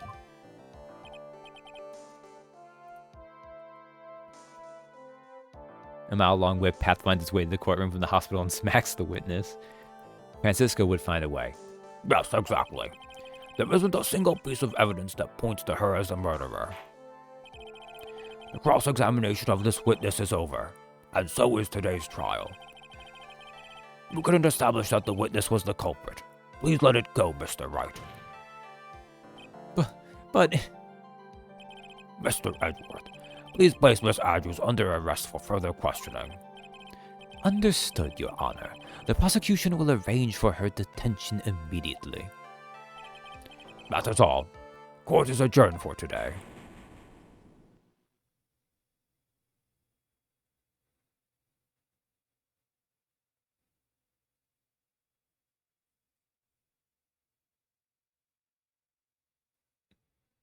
We have Phoenix in his despair mode.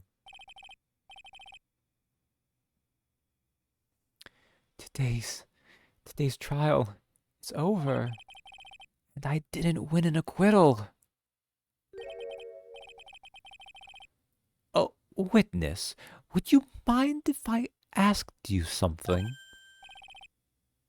Edgeworth? What is it? Before you leave court today, I wondered if I might look at one thing. The card in your hand. It's had my interest for quite some time now. What exactly is it? Oh, this? Mr. Wright also asked about this. It's okay. Now I can be a ghost and possess people in a less problematic way. I mean, it'd still be pretty problematic. I'm pretty sure some people would. Well, I don't. Because Mia obviously has the really big booba and just like explodes out. But I would have to assume if Maya possessed Pearl, just from the height difference and like she must have broader shoulders just from being that much older, she would still have it. She would just have like no cleavage really showing. But it would still probably like the robe probably wouldn't, not the robe. Well, yes, their channeling costume probably still wouldn't close. Less does not equal completely fine. This is true. This is true. Mr. Wright also asked about this.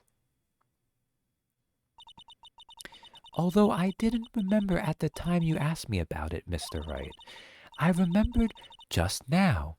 I found this in the room on that day. The room? That day? Yes. I found this card when I discovered Juan's body. It was lying there right next to him. You found that card? Next to the victim's body? I suppose I must have unconsciously slipped it into my pocket. But it's not as if this card has any relevance to Juan's murder, right? Yeah, I guess not. But it's still a strange card if you ask me. But as far as a clue in this case, I don't see why. Witness! That card! Give it to me, hurry! Edgeworth? Do you have any idea what you have stupidly yet inadvertently done? This. I can't believe you hid this from me all this time. I mean, Edgeworth, she didn't hide it from you. She's literally had multiple times we've seen her flipping it back and front in front of your face. Do you need glasses, my dude? After all, why not? Why shouldn't I keep it? I didn't mean to. What is this all about? I'm actually a little bit surprised that Mia wouldn't know immediately what it is. But I guess even as good as Mia is, she probably wouldn't necessarily look into this kind of stuff. I've never seen Edgeworth so emotional before.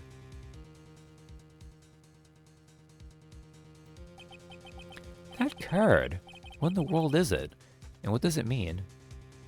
I mean, he gets glasses later. This is true, actually, after the time skip. Are there any other times when he doesn't see something clearly? Like, they clearly did that just to give him, like, a slightly older looking appearance, but also... No. What in the world does it mean? To be continued. Is that where it ends? Alright. Well, there we go. It goes right to the... Yeah, okay. Alright.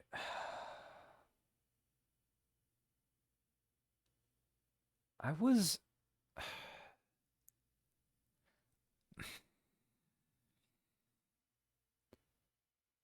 I'm trying to think, but I don't... That took longer than I thought it did. Because it's been 3.5 hours. I'm out of tea. I could brew more or get some water, I guess, because I don't think my throat's actually that thrashed. But also, it has been... It's 3.5 hours. It's been a while. Someone needs to go to bed for work soon anyways. And I don't think... I don't think we get to the reveal. I mean, we might in an hour. But it's been a good length for a stream.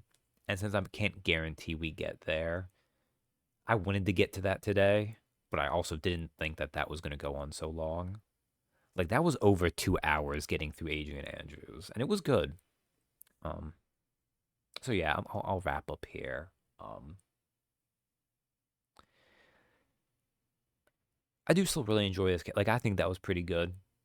And I do like that, like, it is interesting because obviously Edgeworth was always going to blackmail Adrian, um, which is what that is. Let's be clear, um, into revealing that. Um,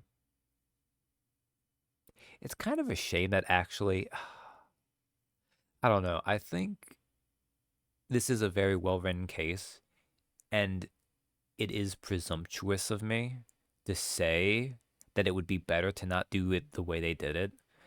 But I think in my ideal version of this case, I would not have had the kidnapping happen on the first day at all.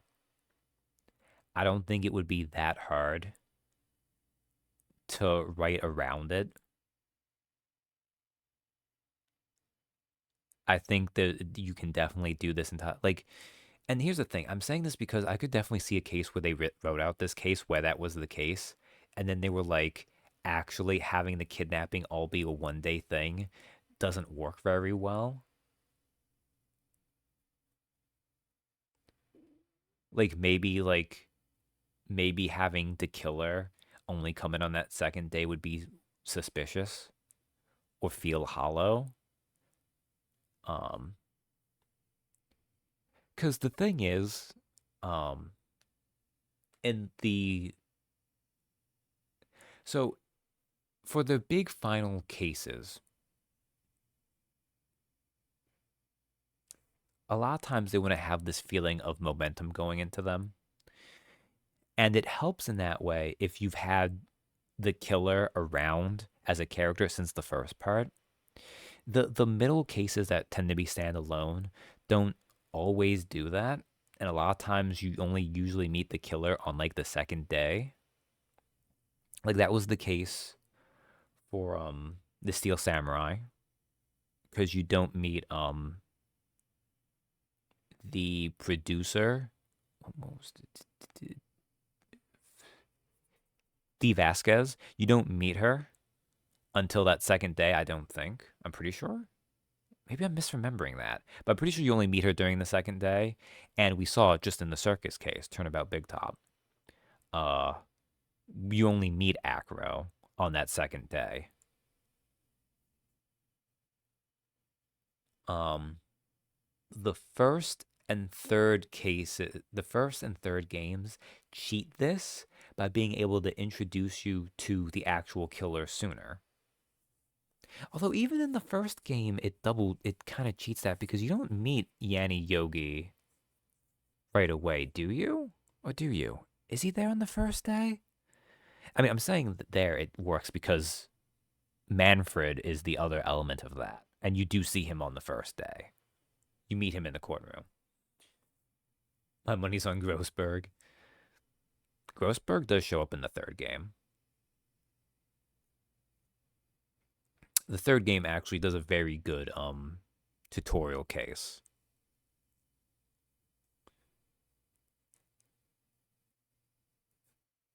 I mean, I don't think the tutorial case is maybe that special, but the way they do it is kind of fun. But yeah. See, I thought this was the third game. No, this is just the second game. Um, it almost feels like it sometimes just because, especially that first game is a little bit extra long because of the way they added that final case. Like, I'm tempted to say the first game is the longest game because of the re-release, not the well, the DS re-release, adding that fifth case as like a super standalone. Although 5 and 6 might end up being a little longer because they technically each have 6 cases, I think, with the DLC.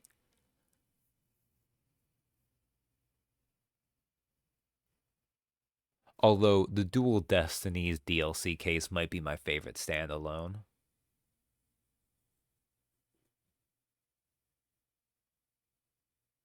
But yeah, yeah. So we are mid because God, you didn't even get to find out what's the deal with the card. I think we'll find out like right away next time we do it. Um, but I'll just say it now too, just in case. Although I think Donnie it might be the only real for you. That card is the card for the well-known hitman, Shelly the Killer, which is why it has a shell on it. That might work better, and I've never looked up what the killer is in Japan. I mean, I don't do that with most of these things. Yeah, I know. Them calling it Shelly with a shell. It probably works better in Japanese. Cause, but yeah, young Sheldon. Oh man, I could have called him Sheldon the Killer. I'm kind of glad they didn't. But this has gone on long enough. I don't think it's worth continuing. Thanks for hanging out with me. I would want to finish this next week, but I don't think next week I'll be able to. Because I might have some work to do, and also I have Oh, that's neither here nor there. But yeah, thanks for hanging.